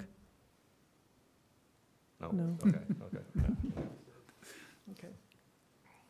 Okay, how do we formalize this decision? We need a A motion. motion. Yeah. Remember what you said? I'll make a Let's motion. key off of, I want to get back to Scott's, because Scott has, his memo has the specific information that he is looking for. And I think we want to make sure we don't get too far afield Mm. in terms of what we're going to be In the getting. overview part? Yeah, it's in, where's his memo? I've got so many papers. Was it this? Yeah, so. The overview?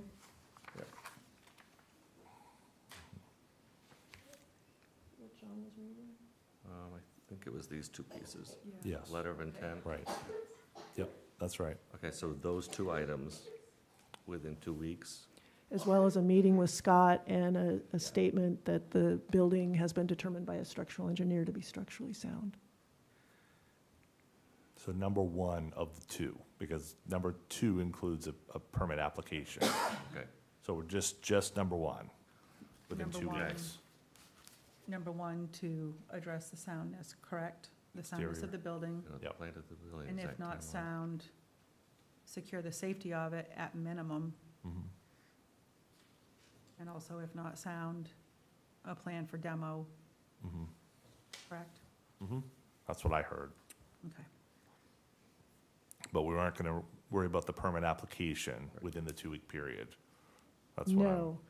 But then when we have that determination at our next meeting, we would want a schedule, including what your plans are for the building and the timing. And if you get to Scott and Scott's satisfied and he doesn't need to have this item on our November agenda, that's fine. But we are here and willing to work further with that. If that's the pressure it apparently takes, to get some action here, that, so be it, we'll do that. Because you had it pretty clear right then, didn't you? Oh, no, okay. Okay, All right, you're gonna do this?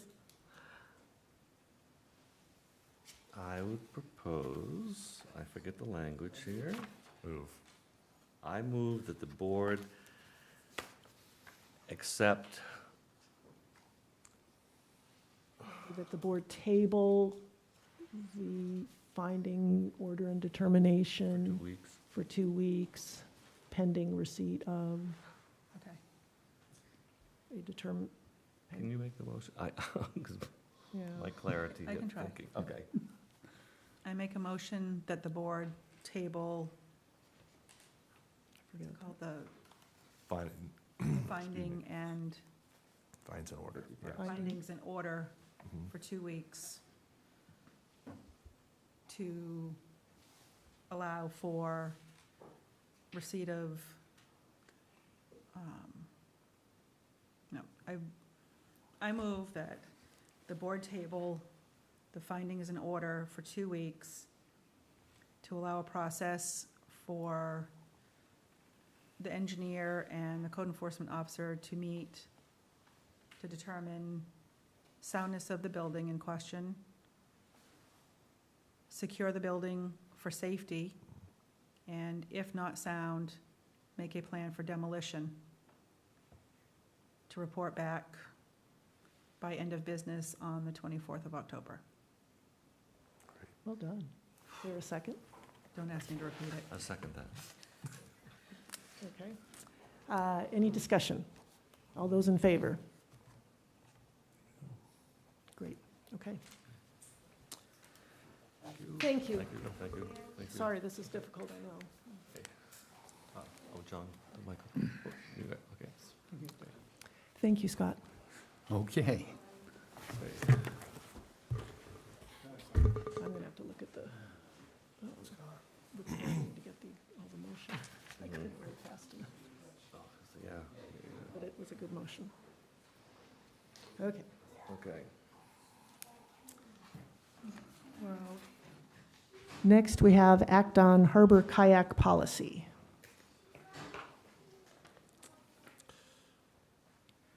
I guess I can take a swing at this. I haven't been very involved in this, but over the last few months, Parks and Beautification, of course, following their conversations with the Harbor Committee last spring about who does what and who's responsible for what, has been working on some action regarding the kayaks, the kayak racks that sit on that path or sort of a parallel to the launch ramp. And they've put together a policy which would effectively, empty those kayak racks in the winter or fall, late fall, and then they'd repopulate. In short, what's happening is they're being filled at one point when someone pays for their fee to fill the kayak, put their kayak up on the rack, and then they stay there. I don't know if that means they're squatters on the kayak racks, but we have to get them moving. So like 2-hour parking and on the village, we're putting in a parking limit for the kayaks. Obviously for some there's some challenges with that. Some of them have heavy watercraft and it's difficult to move, but I think the idea is this will free things up and those who are using the kayaks will sort of get more use out of that. So this policy was drafted, approved by Parks. They went then back to the Harbor Committee for their consideration and discussion when they approved the policy as drafted. My only suggestion, as it comes back before you, is to strike the section which defines a cost. This is an item that's part of the harbor fee schedule every year. And I would simply ask that when we do the harbor fee schedule updates in December, which is sort of part of our regular routine, that we plug this number into that fee schedule. But everything else in terms of, from my seat, makes a lot of sense. Abby's been involved in this. In fact, Conservation Commission was part of the conversation because they were there for other purposes. So I don't know if Bill wants to talk about that, but you're welcome to. Where are they gonna put that rack? Well, the racks are there. I think really to empty the racks is the primary goal. You know, we have a number of folks who are willing to give these racks and have built them and sort of gifted them to the town over time. But we certainly don't know without the watercraft moving, how many racks do we really need? So that's one thing. So they're going down, TBD they're too. going down beyond the kilns on the left. Yeah, you could, yeah, or, you know, originally there was the launch that Steve Beveridge and Public Works had put in under the bridge. Although there's some challenges with that, because I guess it's a little difficult to get in. But I know you're a kayak guy, so So I'm what- out of my depth here. So nobody knows where it's going, really? Well, no, Well, no, it's gonna, the racks aren't necessarily moving. It's just that the kayaks themselves will be moving. So they won't stay there over the winter. we're no longer providing winter storage for Yes. everyone's kayaks. Right.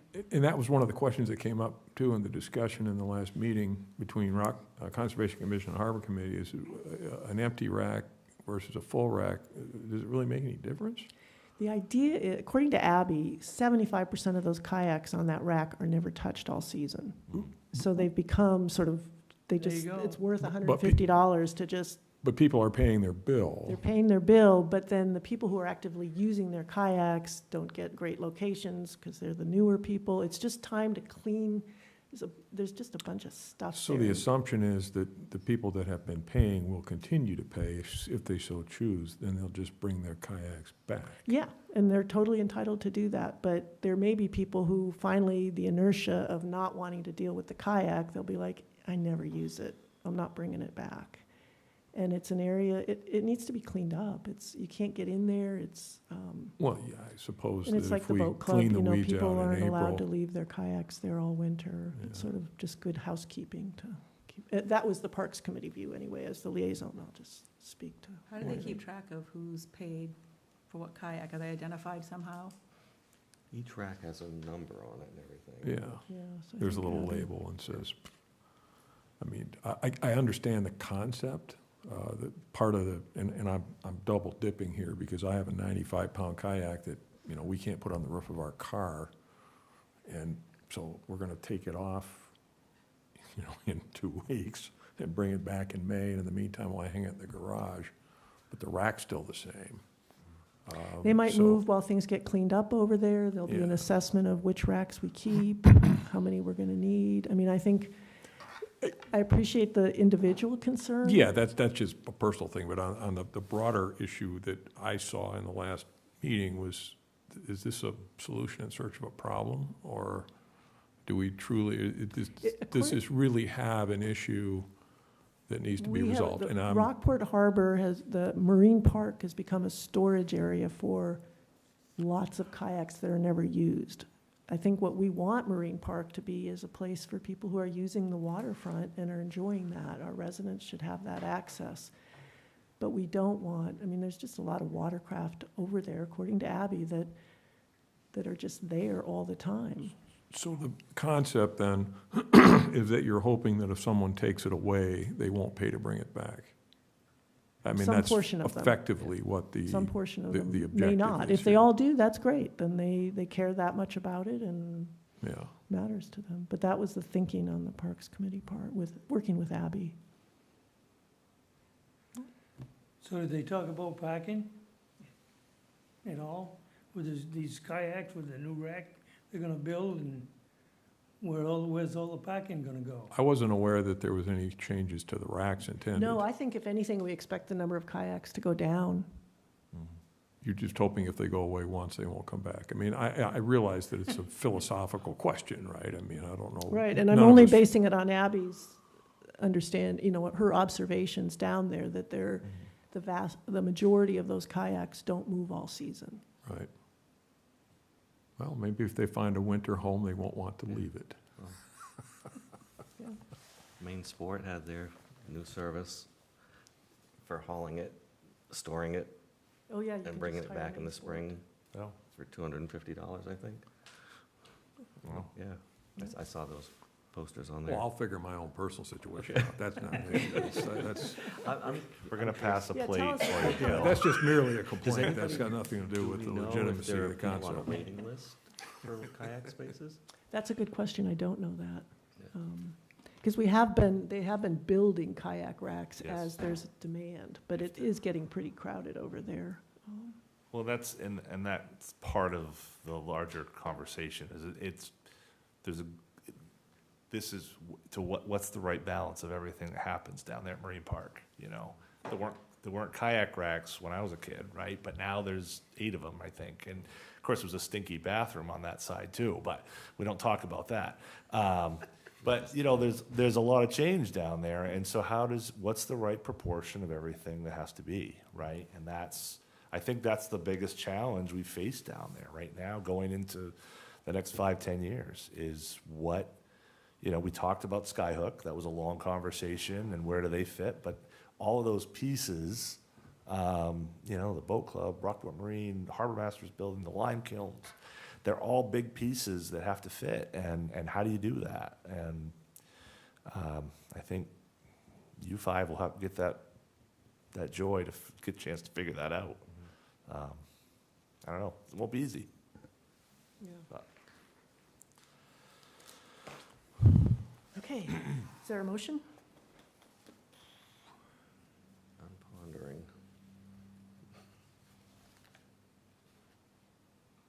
I mean, it's both the Parks Committee and the Harbor Committee approve this, and the Harbor Master's recommending it. And we just, I John think, wants he wants to amend strike it by striking, so we move the board, approve the kayak policy or amend, yeah. as amended by moving the fee policy into the Okay. overall harbor fees. I'm Where on it says board. annual pricing, Yeah. that part, Yeah. okay.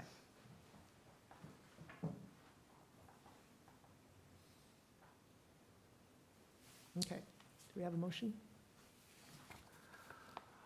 Okay. I move the board approve the kayak policy as amended to strike the section that defines the cost of, and have that just included in the harbor fee schedule annually instead. Second. Okay. Any discussion? All those in favor? Okay, there's Eric. Great. Okay. Next, we have act on bond anticipation note for short-term financing, West Rockport Fire Station. That sounds like Megan. Or John, do you want to? Sorry. Oh, I'll let Megan take this one. I've talked too much tonight, and she's been patiently waiting, so. I wanted to talk to you about that. What's that? So our intent was to file for the fall Maine Municipal Bond Bank allocation that they have for general resolution bonds. We did not have the contractor agreement and all of that done in time to apply for that. So we are not able to do so until their spring issue. With construction starting, we really need the bond anticipation note to cover us until we can get the permanent financing in place, which my estimation is going to be somewhere in July or August of 2024. So the bond anticipation note that we have done is for $3 million of the cost of the project, which should cover us through the majority of that construction period, with us having to cover some of it, but our cash flow will allow for that. Bangor Savings Bank was the lowest bidder. Them and Camden National actually provided us the same rate. However, the way Bangor Savings calculates their interest, our total interest costs are less with Bangor Savings over Camden National. So the recommendation is to go with Bangor Savings Bank, which proposed a fixed rate of 5.99%, with a maturity date of with an issue date of October 18th, 2023, and a maturity date of August 30th, 2024. So that gives us plenty of time to get that permanent financing in place and receive the money to pay off the bond anticipation note.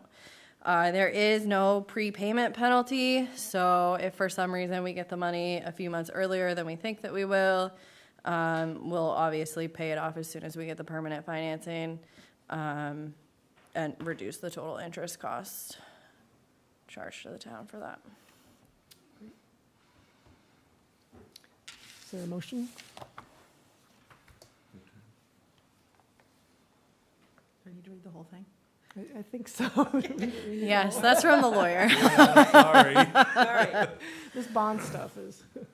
I move the board authorize the chair of the select board and treasurer of the town of Rockport to issue up to $3 million in temporary financing on behalf of the town. Said bond anticipation note to be awarded on such terms and conditions as the chair and treasurer determine to be in the best interest of the town. And further, to authorize the chair, treasurer, and clerk to execute any and all documents necessary to issue said note, and to make such internal revenue code elections and take such other action as they may deem necessary to accomplish the issuance of said note. Second. Second. Very good. Any discussion? All those in favor? Just one question. Oh, go ahead, I Eric. have a question first. Sorry. I know I forget there's a lag. What's the difference in the interest rate from 5.99 to what the bond would be expected to be? Just curiosity. The bond bank doesn't issue their rates prior to the actual issuance happening. They are typically prime -1. All right. So it's a higher interest rate, but necessary at this point. Yeah, there's not Yeah. much that we can Yeah. do about that. There's nothing we can do about it. I was just curious. Right. Yeah. I mean, we can hope that by the time we do, so our application will be due sometime in March or April. They usually do the bond sale sometime in April or May. So, I mean, we have some time for interest rates to hopefully go down before we do the permanent financing. But it really just is what it is. Yeah. Fingers crossed. Yep. We'll hope for that. Okay, any further discussion? All those in favor? Are you a yes? There you are. Okay, great.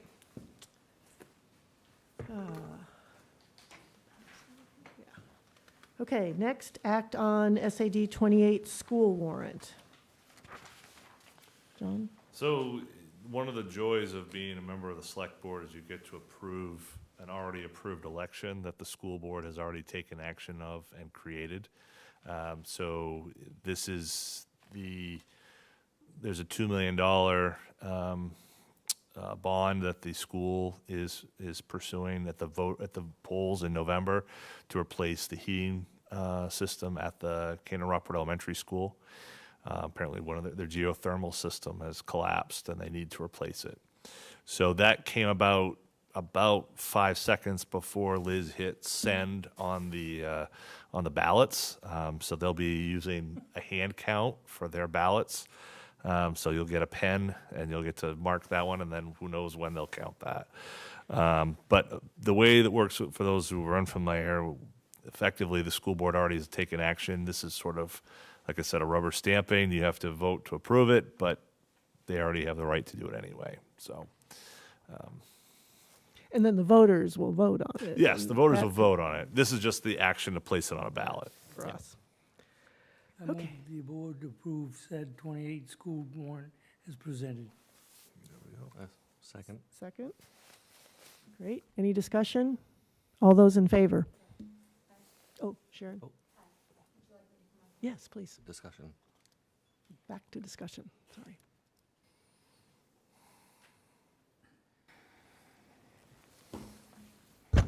Good evening. My name is Sharon. I'm a Rockport resident. And I'll just start out by saying that I am a huge supporter of the schools. My son went through all of them, and they're some of the best in the state. My question is, at what point do the voters have a say in what's passed in the school budget? I don't believe you all do, based on what John just said. So at this point, my current bill, my school taxes are 62% of my tax bill. My municipal bill that I pay to the county, to the town, is 31%. And the percentage that's paid to Knox County for our public safety, of which I will, for full disclosure, I am a Knox County Commissioner as well. We struggle with our budget, as we all know. And as we grapple with providing public safety that everybody so much needs, we're allocated 7% of our taxes to provide the services for 40,000 people. My question is, and again, I'll state it, I absolutely support the schools, but at some point, enough is enough. There's a misallocation here. The towns don't get enough, the county doesn't get enough, and the voters and the citizens who pay these taxes should have more of a say somewhere along the line. Thank you. I think it's the school board. That's what. Who did the school board report to? Well, but at the school board meetings is when people have. I know, the but who does the school board report to? Basically, nobody. Nobody. Well, That's the my voters, point. Yeah. Okay, nobody. Yet we are silently expected to pay and pay and pay, but we don't have a voice. So at some point, I would encourage all citizens to exert their voice. Thank you. And attend school board meetings. Yeah. Well, you have the vote, you have the vote. Bob, with do the you want pen. Ballot I'd box. say I agree with that. I'm actually not here for this reason. I'm here for another reason. I know you're but- here for a but different reason, but you I can't have to- resist. When Sharon brought this up, I have to make a point. One of my volunteer duties is I moderate meetings, and I've been moderating the MSAD 28 school budget and also the five-town CSD budget for I don't know how many years now. It would be an education for all of you to attend next year's budget hearing. They schedule it on our select board meeting nights as we're approving our warrant articles for. There's a big problem. I know that's not intentional, and I don't want to throw gasoline on this. I just Yeah. simply want to say this, that it is an amazing event when what percentage was it, Sharon, that we pay in school taxes? 62, which has dropped. It used to be 68. Every town, but in Rockport, it's 62%. Yeah. And yet we can't provide public safety to our citizens.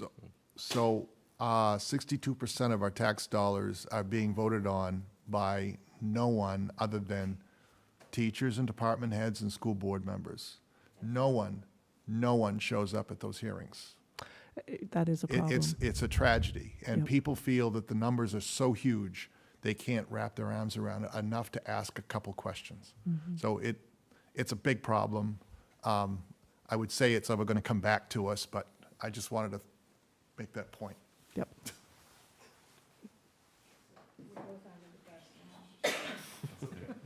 Madam Chair, may I speak? Oh, you may. My name is Jeff Parker. I live in the village. I occasionally attend these meetings because I'm behind a bank of monitors. I did have the pleasure for one term to serve on the school board, and you're not wrong. It's a huge amount of money. It's a huge amount of, it's like getting on the bow of the Titanic and saying, could we go to starboard? However, if someone were just watching this right out of the gate, they would not be fully understand that the fact that there is a night when, for us, both the SAD 28, I'm going to mess this up.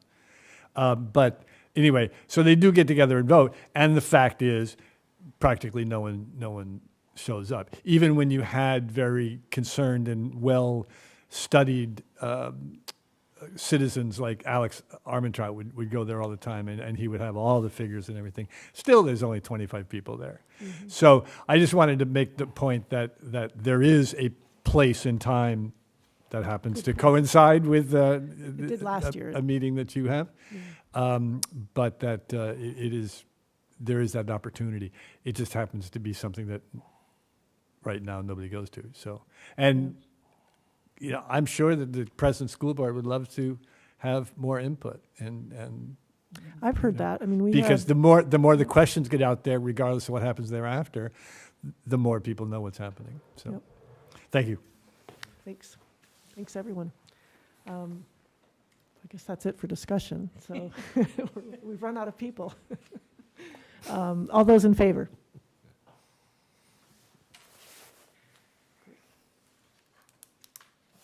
All righty. Okay, we're going to do gosh, I hate to make everybody wait longer. That's kind of budget. What are you doing next, budget? Well, we have the wastewater commissioners, and I guess we have to do a motion to go into wastewater. It'll just take a minute or two, but I feel like we need to get updated on what's going on there. So, I guess I move we go into wastewater commissioners, we put on our wastewater commissioner hats and go into wastewater commissioner session. Need a second? Oh, I'll second that. Eric's got a question. Oh. Eric's Eric. waving Oh, his hand. Eric? You have a question? Oh, did you want to second it? No, I was just saying second. Okay. All didn't those lie, in it's too favor, much. seems silly, but all those in favor. Okay. We're now wastewater people. We're now in wastewater session, and I just wanted to update you all on some things that are happening with our discussions with Camden. On March 27th of this year, Camden signed for a check that Rockport had sent Camden to pay around $177,000 in wastewater charges. Camden has since come back to Rockport and said, we've lost that check, can you reissue it? So, yeah, we're all a little bit like, how do you lose? Yeah, tough. That's what my grandfather used to say, if you lost your Christmas check, you didn't get a new one. But anyway, they've asked us to reissue it, and apparently that's something we need to take action on to get that check reissued. And stop payment on the first one, And stop payment on the first one, wherever that in first case it gets check found. may be. Yeah. Yeah. And I want to Stop just, Payment fee? Hmm? Minus Yeah. the stop payment fee? stop payment fee, we'll eat that in good faith to. Oh, we've got a good bank that doesn't charge us fees. No, they're not. So we need to do that. But I also want to give you some more background on what's going on. I don't know if you've been following the Camden Select Board meetings, but at their Select Board meeting in September, the Select Board indicated they were not going to go along with the agreement reached in mediation, and that we had been assuming John had called Audra and had gotten her she had said, yes, you can base your upcoming wastewater budget on the agreement reached in that mediation. But they have now decided that we will not get the 15% discount on their rack rate to reflect their capital costs. And that was an action taken at their select board meeting. The chairs are meeting, we're still going over, some discussions on this and back and forth. But it, I think, is important for all of us to be aware that this is a big shift, that 2 full days of mediation, we reached this agreement, but now there's a new select board and they don't feel bound by that agreement, much less our reliance on their town manager's word to our town manager. We've adopted a wastewater budget that now may not cover the costs to Camden. So again, there's going to be more discussions and all of that, but that's unfortunately where things stand right now. And if I could just Go ahead. zero in a little bit more on that, what that 15% was meant to represent. The heart of Rockport's concerns about paying the same rate that Camden ratepayers pay is that Camden ratepayers pay for work throughout their system. And we're talking this project that's going on Pearl Street all across the town of Camden. That rate covers all of those needs. There's capital needs that have nothing to do with the cost or what it takes to get wastewater from Rockport, send it through Camden's boundaries and to the plant. And one of the principles that Rockport's argument and this board and prior boards have stood behind is that Rockport's rate should not include costs that have nothing to do with processing Rockport's waste. And the discussions in mediation, no one was happy. It's a good mediation when no one's happy. And the characterization at the select board as if this was done as a favor to Rockport is just flat out incorrect. It's a representation of the fact that previously, Rockport paid separately for capital costs from what its rate paying was. We paid a portion of projects like the Rosslyn Avenue Pump Station separately from what we're being charged for our rate. Now Camden does differently, which is fine, and they have every right to do so. But their change necessitates us to take a change in how we pay the rate. So the inability for that conversation to happen is difficult for Rockport, because then, once again, as I've said, we're paying the same rate as someone who lives on Mechanic Street in Camden, or C Street in Camden, or Bayview Street in Camden, and they're getting a different list of services than the town of Rockport receives. If there was some way to balance those things out, hey, that's a different conversation. And I think we were talking in a way that, let's have that conversation of what that would be. But unfortunately, by backing away from some of the progress that had been made this spring, now we somewhat have to go back to square one. And I think that's regrettable. I understand what the Camden Select Board said in their meeting back over a month ago. But the challenge is that we now have to get back to where we were. And, there's some great progress that was made. Am I 100% happy with the solution? No, because quite frankly, 7.4% of what's used in that plant is what comes from Rockport, not 18%, which is roughly what we're paying the cost of. So we were paying 12.4%, or we're paying 18%. We were using 7.4% of that plant. And that was part of the whole issue, and we can open up Pandora's box and talk about everything else that was wrong. But the fact is that Rockport has to have a deal with whoever is processing its waste that's affordable for Rockport residents and Rockport users. And right now, even at the lesser amount, which will have to go up because we couldn't cover it, to Denise's point, is still not going to be enough. So unfortunately, not only are we back to step one in terms of working with Camden, it even raises the stakes even more to talk about, do we need to do something on our own? And that's regrettable, because there's opportunities with our neighbors. But anyway. So we'll keep working on that, but did want to make you aware. I guess we should have a motion on the authorization to reissue that check.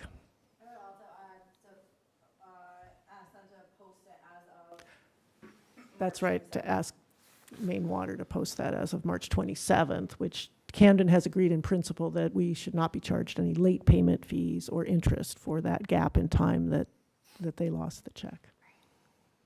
So, I'll make a motion okay, to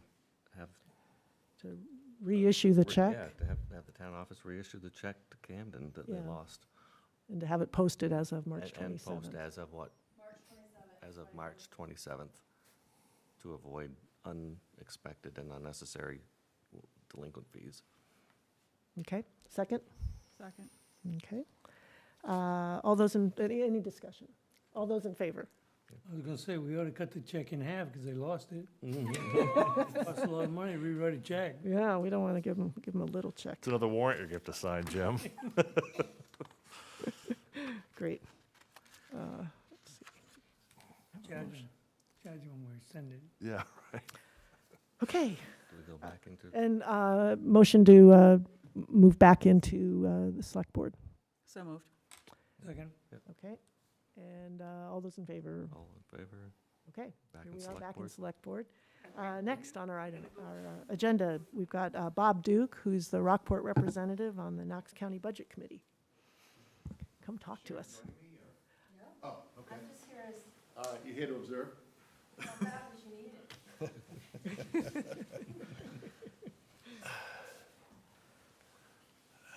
Well, thank you for coming. You're welcome. You know, this is The all. only thing I can give you guys is my historic background of what I know of county government and whatnot. Okay. And whether you want to ask me questions or whether you want me to pontificate, but my history with the Regional Communications Center was when I was a commissioner, as Sharon has now. And so in 1998, the state wanted towns to consolidate into these smaller numbers of PSAPs. And in that time, my recollection was that about every town in Knox County did not want to join Knox County into a PSAP. It took a lot of politicking, a lot of work by a fellow by the name of Ed Sleeper. He's gone now, but he was a fellow that worked with each individual town and listened to them. And one of the things that came out of Ed's efforts was what is our advisory committee, which is made up of, I think, your fire chief is of one of them. And that advisory committee was really the crux of why towns bought into having the county handle regional communications. From that time on, we had a great group of advisory committee members. They were listened to. They were a sounding board from Linwood Lothrop, who was our director at that time for many years. And when Linwood said he needed something, mostly it was equipment back then, the advisory committee would come to our budget hearing and sit in the back row and cross their arms like firemen do a lot of times on fire budgets. And for the most part, that equipment was put into the budget and approved. I was not always a big fan of that. But anyway, that early on, communication issues back early on was more building the system, having redundancy. You have all these towers up on Dodges Mountain, Benner Hill. Those created a number of places where we got rid of dark spots where fire departments had a fire and they couldn't communicate. They fixed all that. So now we move into the last few years. It goes from equipment problems to people problems. And Sharon, you're on your second term, right? So in that time that we've, both Sharon and I have served the county, we started to hear the rumblings of personnel. And I think it culminated for me at the last budget hearing when I think one or two members of the of the staff and communications center got up and spoke to the commissioners and the budget committee and basically gave us kind of an ultimatum that something's got to be done. So I'm one that would say the last thing to do is, it's easy for a select board to say, well, whose fault is it? And I think it's a lot of people's fault. I think it's the times. We're in an employment situation where wages are growing dramatically. There's not enough people to do all the work that needs to be done. But I think I think back a few years, there should have been more effort made internally to foster, whether it's more policemen, more communications people, more EMS people. We have a shortage of all those three.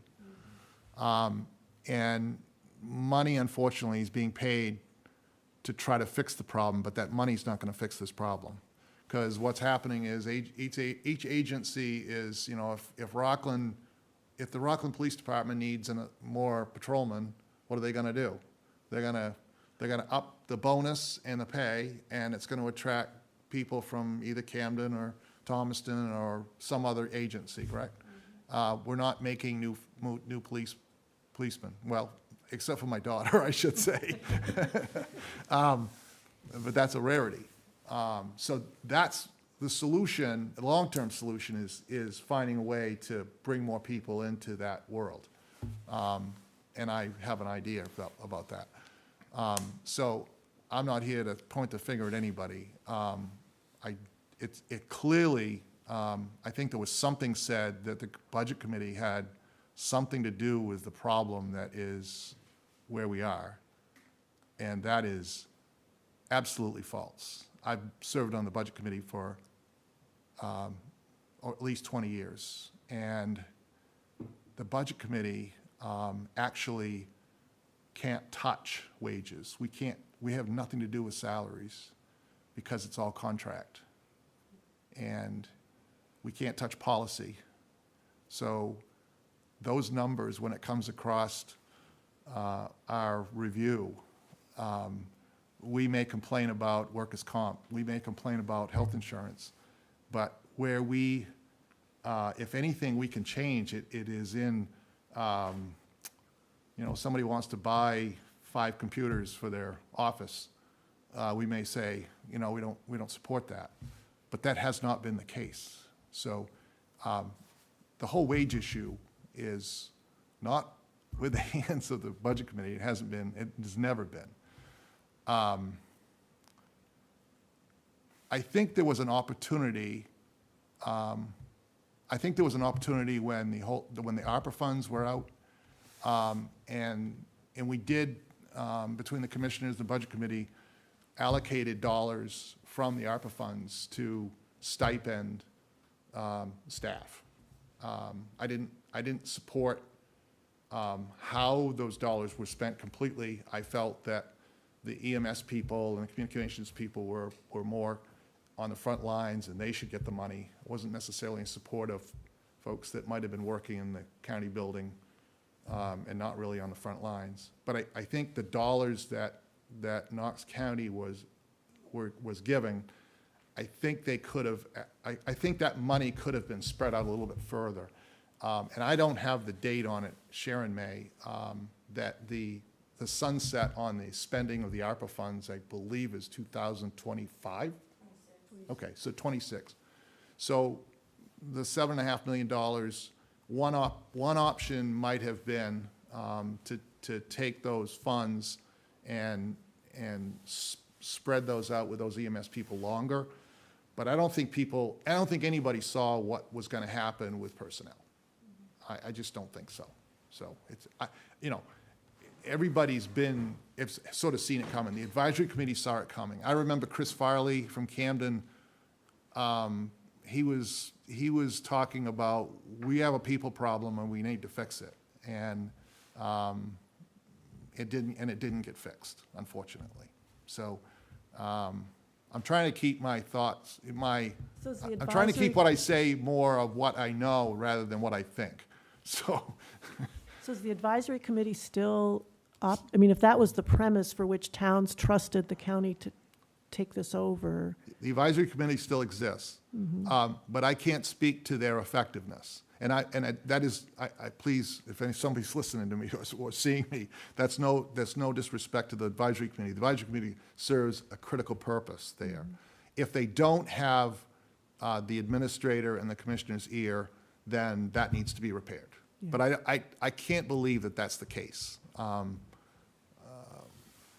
I believe Chief Peasley might be able to answer that better than I can. So the advisory committee is still key. And the thing that I worry about is I've heard individuals from other smaller towns say, well, why should the county continue to be the regional communications center? Well, it's still the best deal in town, and where we are right now can be fixed. And I believe, I've spoken to Chairperson Glazier on the commission, and I believe that the commissioners and the administrator they're committed to fixing the problem. It's just not a quick fix.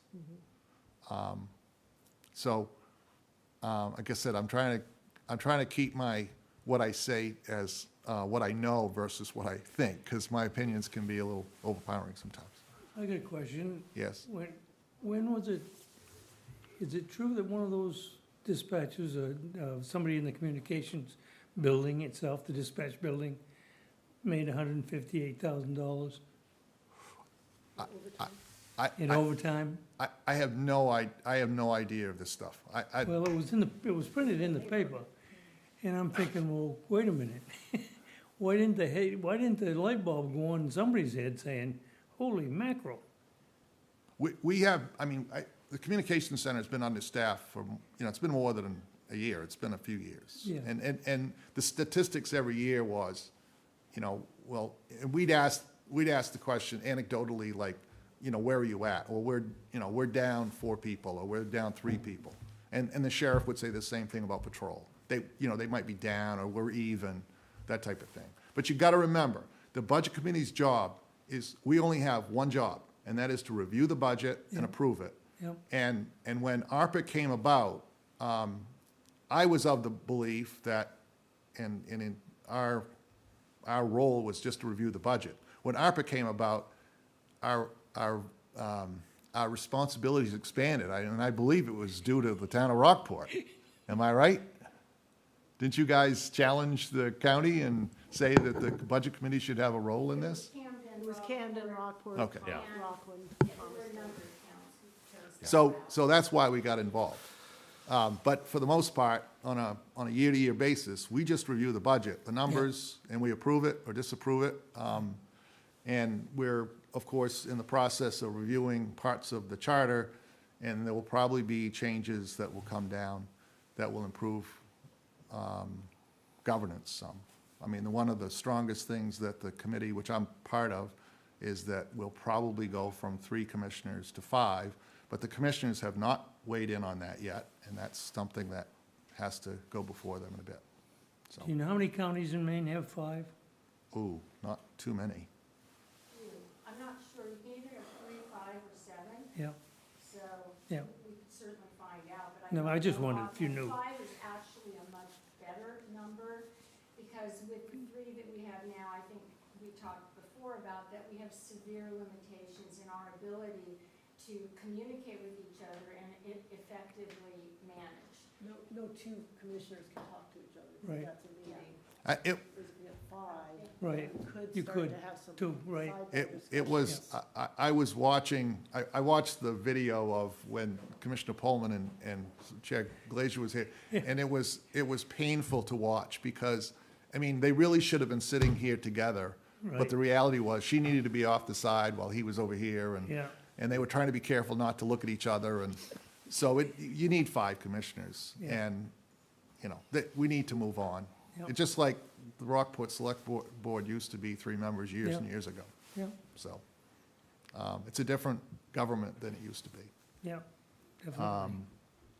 But anyway, and I'll just briefly say, I'm still on the Budget Committee. I still represent Rockport, and I represent Hope as well.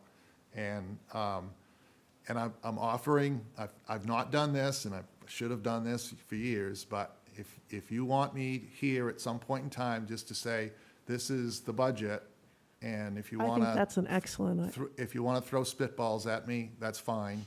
You can agree or disagree with me. I tend to be a little conservative, but there are things that you can't, there's a lot of things in the budget that even though it goes under our eyes, we can't touch it, and again, wages are a big part of that. Yeah, But anyway, I'm happy to come when the budget gets released, but I think that would be excellent, just because you are our representative. I mean, at Rockport, I I'm think it'd be happy to great. do that. Yeah. Let me just give you my idea of bringing more bodies into the pool of EMS.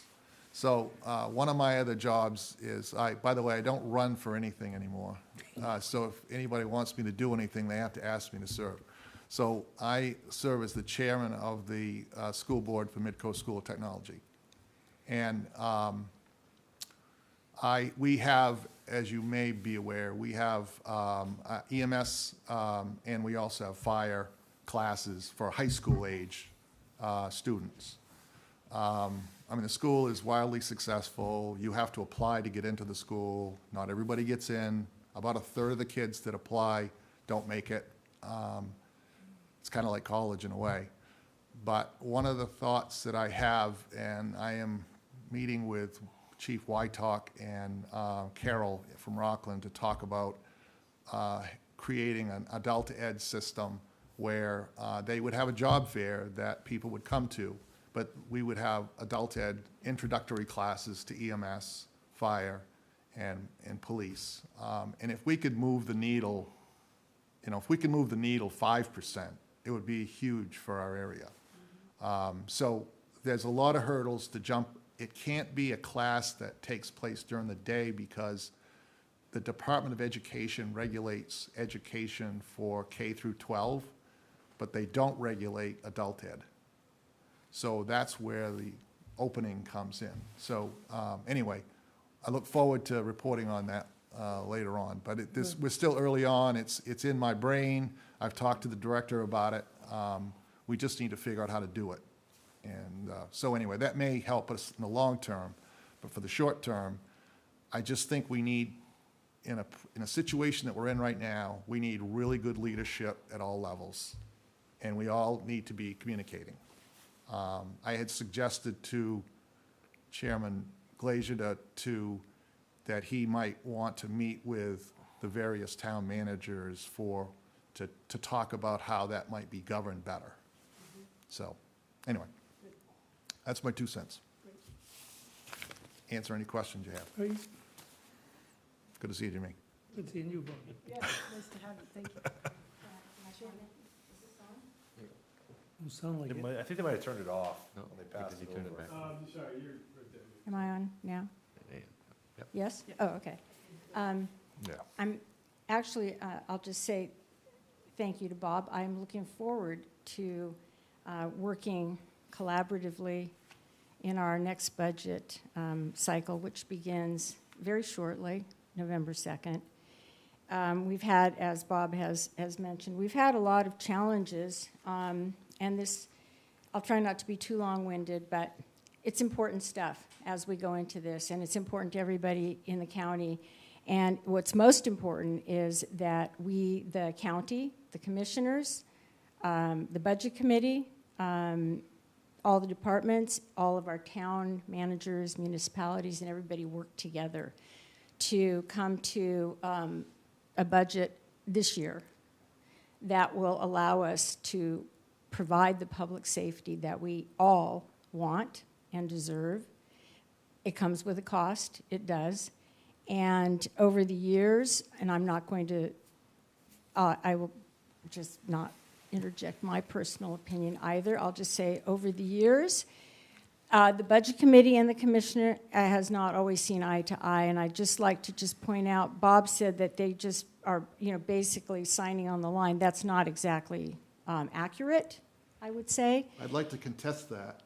Frankly, I'd like to contest You don't that. just sign on the line. We go through extensive meetings, Bob. You know the process we go through. I know the process we go through, and we start in April with preliminary budget reviews, trying to make sure that everybody is aware of extraordinary costs coming and all of that. We then go into the commission in 2 weeks. On the 26th, I believe, the commissioners are going to be going into an exhaustive department by department.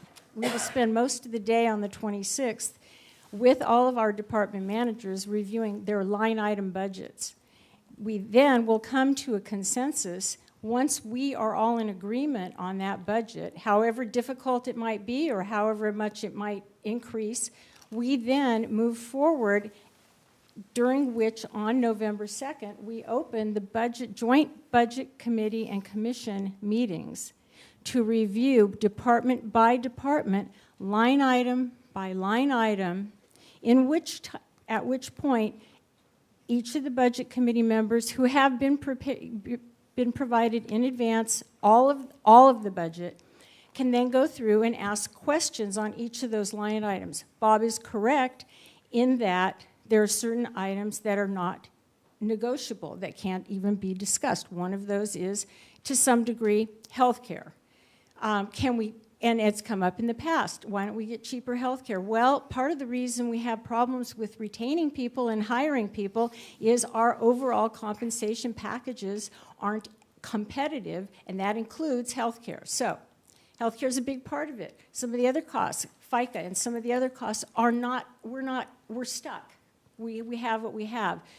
Regarding the wages, we do have flexibility in there, as does the budget committee, in terms of recommending new positions, wage increases. We also, though, are constrained by the unions, so we all must work together to come to some consensus. At the end of the day, when we get through a number of meetings, which I would encourage anybody and all to attend as well, hopefully the Budget Committee and the Commission are in agreement on the budget. Last year, we weren't. What happened is, and the way it works is the Budget Committee is the final authority on the budget. They are the voice and the vote of every citizen in the towns that they represent. They can override any commission budget recommendations with I think it's 2/3 majority. I sent it all to you all. Yep. I sent it all, it's all laid out. So at the end of the day, we, the commissioners, are not the final authority. We have recommended in past, and I'm not going to go into a lot of it, but Bob and I have served together for 6 years on the budget, doing these meetings. Bob's been on the Budget Committee since 2005 and has been through a lot of other meetings throughout the years. Last year, there was not a consensus. We did not agree. And so what ended up happening is Bob was the one who stood up and said it was the worst budget he's ever seen. There was no, yes, you did. It was. It agree with might have been, but you know what? It was a What didn't 10% help- increase. Well, Bob, okay, and after that meeting, I said, where would you propose we cut the budget?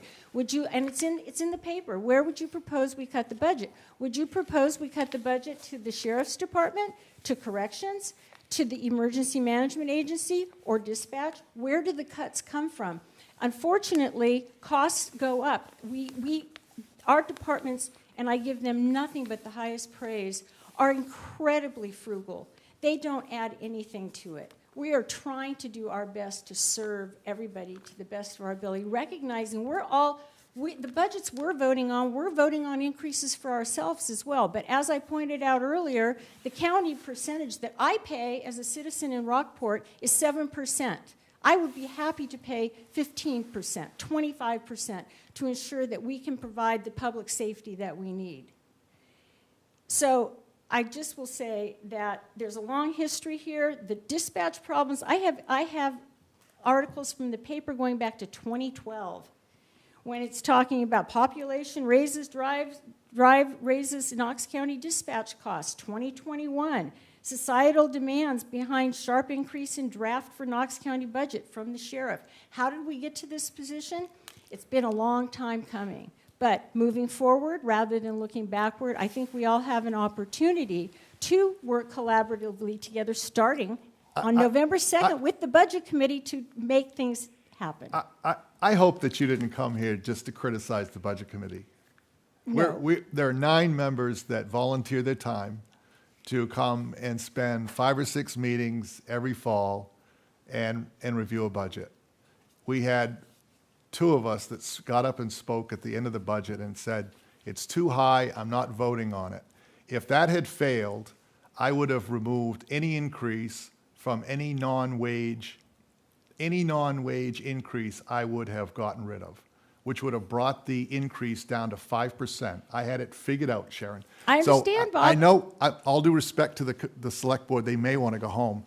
So Well- at this point, we can debate that at our next budget hearing. Okay, and I'm going to just say 2 last things.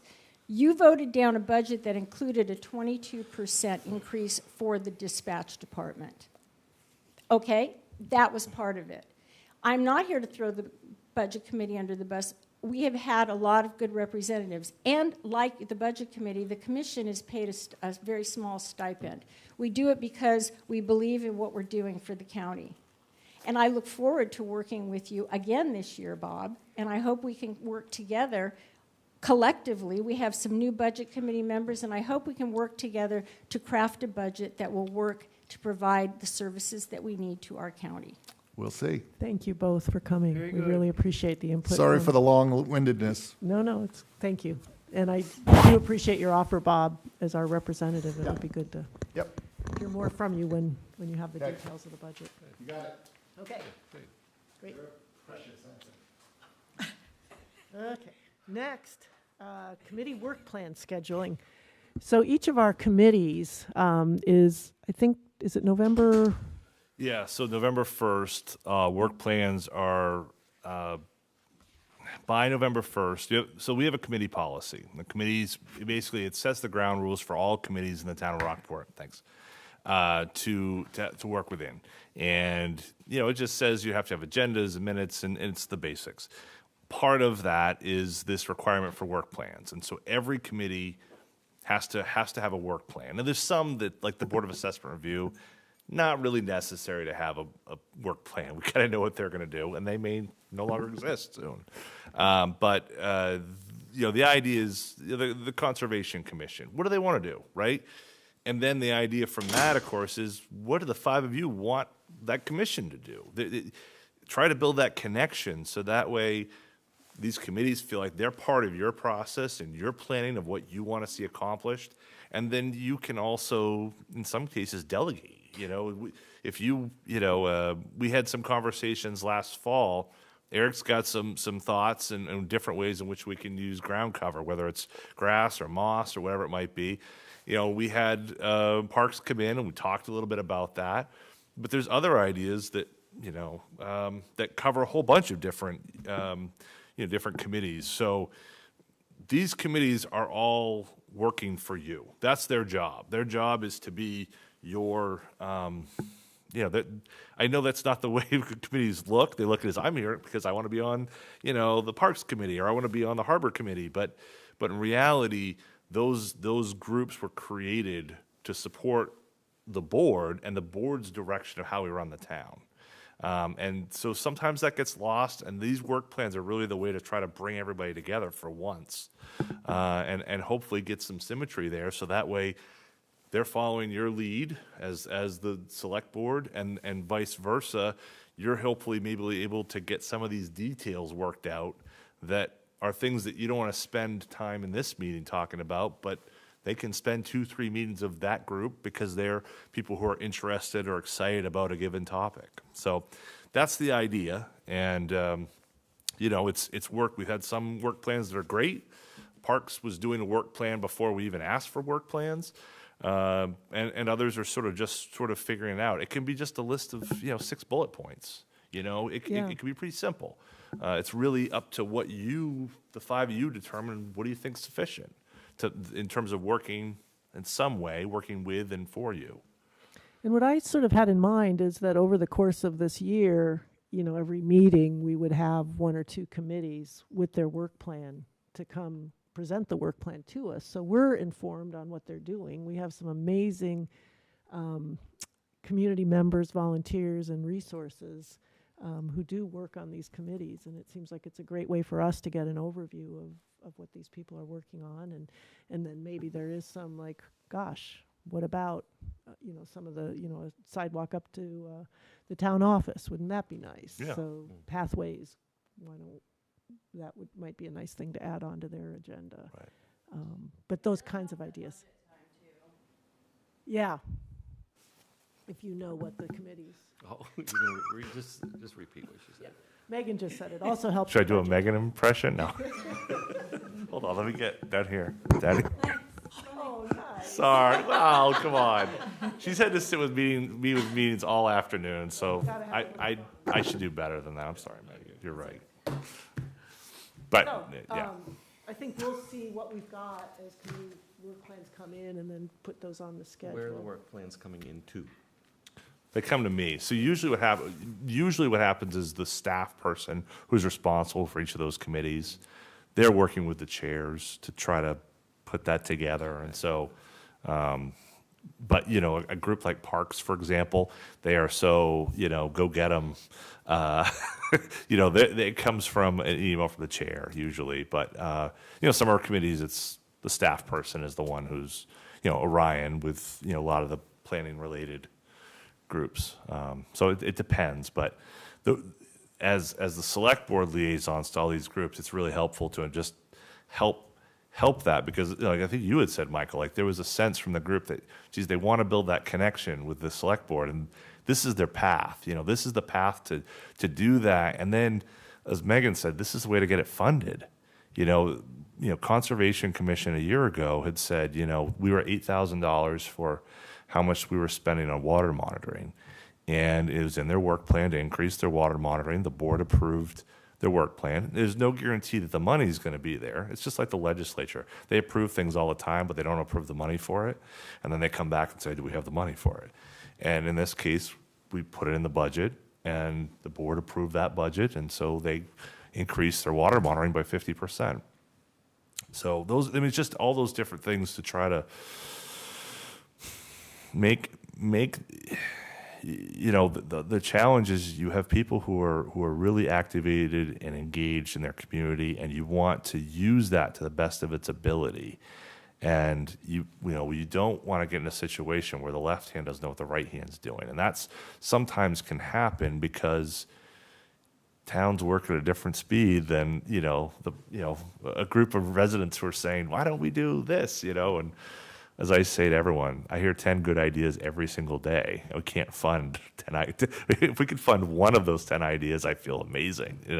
That's the challenge. And if we can do this is sort of an organized way so that you all the committees can feel like they're part of the process, and it goes through the whole thing. And then, most of the ideas that committees put forth get funded in the budget. There's been only a handful that parks have put forward that were, a little bit beyond, but a lot of their requests got funded as well. So, yeah. Okay, so we'll just come up with those. I don't think there's any reason tonight to try to hash out who should come when on our agenda. We'll see what we've got from the different committees and bring that back. Okay, parking ordinance implementation. So I just mentioned what, from my perspective, or what the town staff perspective is, it's sort of a beginning. The focus has been effectively the circle from starting at the bridge, coming up Central Street, somewhat up Union, then down Summer Street, the big hill, and then back towards the bridge. That's been the focus, and then, of course, the library. Start small, perfect what we have, then branch out. That's really been the focus, I think, is to try to, and obviously we all know that's where the predominant areas of parking issues exist. And then from there, moving on. So I walked the area with Mike Young and Kevin Grierson, our mechanic and master painter, and we walked the area. And I would say, in looking at it, Mike obviously has had a number of years where he's been working and looking at different areas. There's a number of spots where more spots can be found than we've identified. There's more spots available that, if we take some time, we work with landowners, we work with businesses, that there's a ways which we can add parking spaces that are not obtrusive, that still work within sort of the character of what we have, but allow us to add, somewhere between 10 and 20 spots just in that circle that we're talking about. And if we had 10 or 20 spots in that area, that could have a big impact.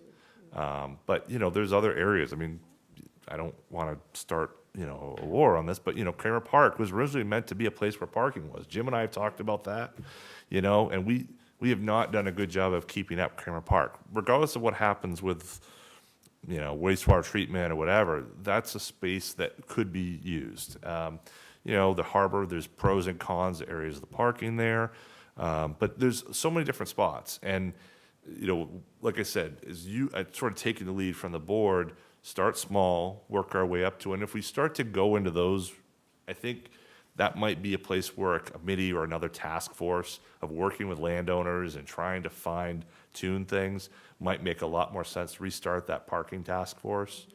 But right now, just sort of trying to level set. The hotel's not open, but you can already tell just in going up and down the street. I don't know if any of you have noticed it, but since the painting had gone on, things are moving. There are actually spaces, which, Yep. Yep. It looks a lot more like the Central Street that we all remember, so that's a good start, But, I will say I was out here, went to 18 Central the other night, and it was raining to beat the band, and there weren't many parking spots out there, so we got soaked, but, whatever, it happens. I don't know, based on the number of cones, it looks like what you do as a Rockport resident is you just carry a couple cones in your car and. You don't? Is there any plan on how we're gonna enforce this 2-hour parking? Well, when I talked with Randy initially, was the idea of paper the downtown. Hey, look, we're going to start enforcing it at a given time. I want you to know this is a courtesy. Keep it moving. The ticket agent in Camden is available, and we can bring him over at any time. In fact, we have a line in our budget if we bring him over to pay for his needs. So all that's possible. I think it's a question of do we get compliance without needing it?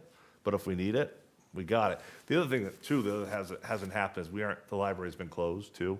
So I'll be interested to see how that impacts things because, we've got 4 or 5 staff that aren't parking downtown. We've got, patrons who aren't parking. So we might be in a little bit of a unrealistic situation of what we have now. But yeah, no, that's, Randy and I have talked quite a bit about that. And, obviously want people to comply without having to put a ticket on their windshield. But realistically, we're probably going to have to, before too long. It's going to happen, and not looking for it. But, if people can find parking, I don't think that's the great concern. And I will say we talked with Stu Smith, who obviously is, I think people feel in Rockport feels as though drives a lot of the parking issues. And Stuart told Mike Young, said, I'm glad you're enforcing it. I've got room for them to park out back on Sandy's Way, and let's make it, there's room for these folks. So we're getting support, at least in that realm. There's opportunities there that should be opening up even more spots than probably we already have. But the good thing is we got an ordinance now we actually can stand behind, which before I think it was dicey at best. But Yeah, people are noticing. yeah, I did have a comment on the loading zone. yeah. So the sign that says it's a loading zone is faced the wrong way? Yeah. Okay. Yeah.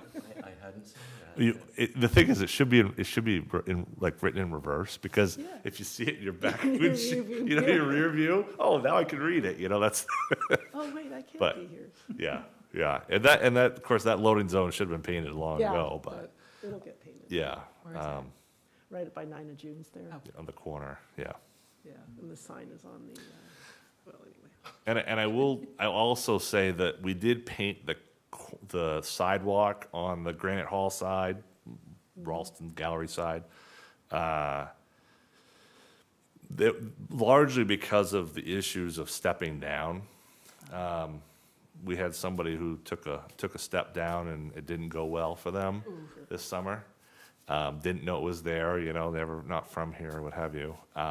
So it's on the sidewalk and it's on the curb side, so everyone, but the state, for those who want to know, the state doesn't want us to paint yellow where their fog line would go because yellow is supposed to be to the left of a car rather than to the right. And so we use yellow as a no parking area. So in those areas, particularly around the corners, both the one out here as you're coming off Union Street onto Central or around that corner around Granite Hall, they don't want to see the yellow there. So we thought, we'll put it on the sidewalk and then they won't know the difference. So no complaints yet from Maine DOT, so knock on wood. We'll see. Great, well, it's nice to see that work sort of keep happening, so that's great, thank you. Yeah. What else where is the agenda? Oh, here we go. I think we're done. Any liaison reports? We haven't had any meetings at the dump. Yeah. That's crazy, isn't I it? think they gave up on it. I don't know. Pathways Committee.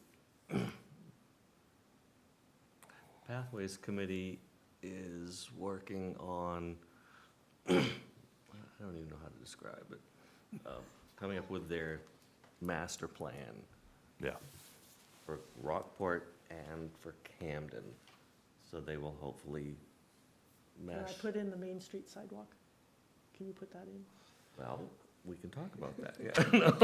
But anyhow, so they're working on the master plan part, and the Rockport one has been presented, but it needs some tweaking, I think. So John and Orion and I think are gonna meet to try to tweak it a little bit. Great. Yeah. And there's a lot of that stuff to be done. Yeah. Crosswalks is On of your great list. interest to a number of residents in the town. Mm-hmm. And at some point, it might be nice to address the concept of the project in a meeting like this, so people can be watching and hearing. Because Yeah. unfortunately, there are restrictions Yeah. that prohibit what we can or cannot do on state roads and all that stuff. Right, that people should understand that it's not Yeah, the town being Yeah, you know, belligerent. it's not that they're being overlooked, Right, it's just that we can't do it's that. very complicated with some of these particular locations. Mhm. Even like Ship Street, at the end of that, Yep. you know, with the mailboxes there. The postal office has their priorities, and on and on and on. Yeah, I So can there's imagine why. conflicting goals that have to be worked out in some of these things. And DOT changes their mind. Oh, yeah. So we'll stand behind everything and well, the state told us and that's how it's gotta be, and then a neighbor will call and the state will say, oh, never mind, don't worry about it. It's not that big a deal. You know, Yeah. Hung out to dry. it's a great place to be. And the Don't shoot the pathways- messenger. And the Pathways Committee is very concerned and wants to do a lot of work with this Work stuff on too. So that might be one of those early work plans, if you're that far along. Maybe. I think we're hoping it might, maybe November, Okay. possibly. The challenge is that the vision, I think, of Pathways, and Linda, if you're watching, you can just, tell me if I'm misrepresenting, but it has been a little bit bigger and broader, and trying to connect villages and connect, and I think there's some needs that are a little bit more granular, for example, Mechanic Street. Mechanic Street has been, there's a sidewalk there. We need to do we've talked in terms of our capital planning, the need that potentially look at a pretty substantial construction project on Mechanic Street. What do you do with that sidewalk that no one walks on, or few people walk on? Many people walk down the center of the They road. walk on it for a few steps till the double poles are Well, on the yeah. sidewalk. Right, yeah. So how do you, what do you do there? What's the right answer? And it would be, now speaking for staff, it would be helpful, this is where committees can be helpful. Yeah, exactly, to have you know. residents who are engaged on Yeah, these issues. exactly. Like, it might be tough for us to get the DOT to buy into a PP, another project where we extend the Route 1 sidewalk to the town office. But we could advocate for, in the town budget, to rebuild Main Street and put a sidewalk at least to the town office. So there's the things that, from the town side, we have a bit more flexibility on, and the cost isn't nearly as high. So, I think that there's a more of a need for bike and ped needs in Rockport, and a voice for that, and Pathways, and we met with Margot and Linda, Ryan and I, a few weeks ago, about just how do we do that? How do we Right, take, how do we get some Rockport, yeah. Because Camden's having those conversations, right, and and they're getting stuff done. yeah. So, and then we got to carve that out in our budget, and I will note, with some of those damaged pieces of concrete on our sidewalk should be repaired in the next few weeks. There was a pole taken out in front of the Opera House and some other places, and so I just signed a PO for that last week, maybe 2 weeks ago. So those should get repaired soon enough, but anyway. And I just interject too, in addition to these very specific things like crosswalks, the Pathways Committees are also looking at the broad scope of improved pedestrian and bicycle lanes and access throughout. I mean, on major roads, you know, Yeah, I think hence everything, John's. everything, yeah. you know. Yeah. It's like transformational kind of vision that's being developed. Yeah. Anything, any liaison? Do you have any liaison stuff? I guess the dump hasn't met, so. Pardon? No meetings with the dump, so. No, Okay, you got nothing to report. yep. Parks is cooking along, getting ready to put some stuff to bed, this, we planning a few May things. 5th, I think we have a meeting. Well, Okay, so. Are we motion at to the- Make a motion, we adjourn. Second. All those in favor? aye. Great. Thank you. Thank you. All right. Thanks, everyone. Good meeting.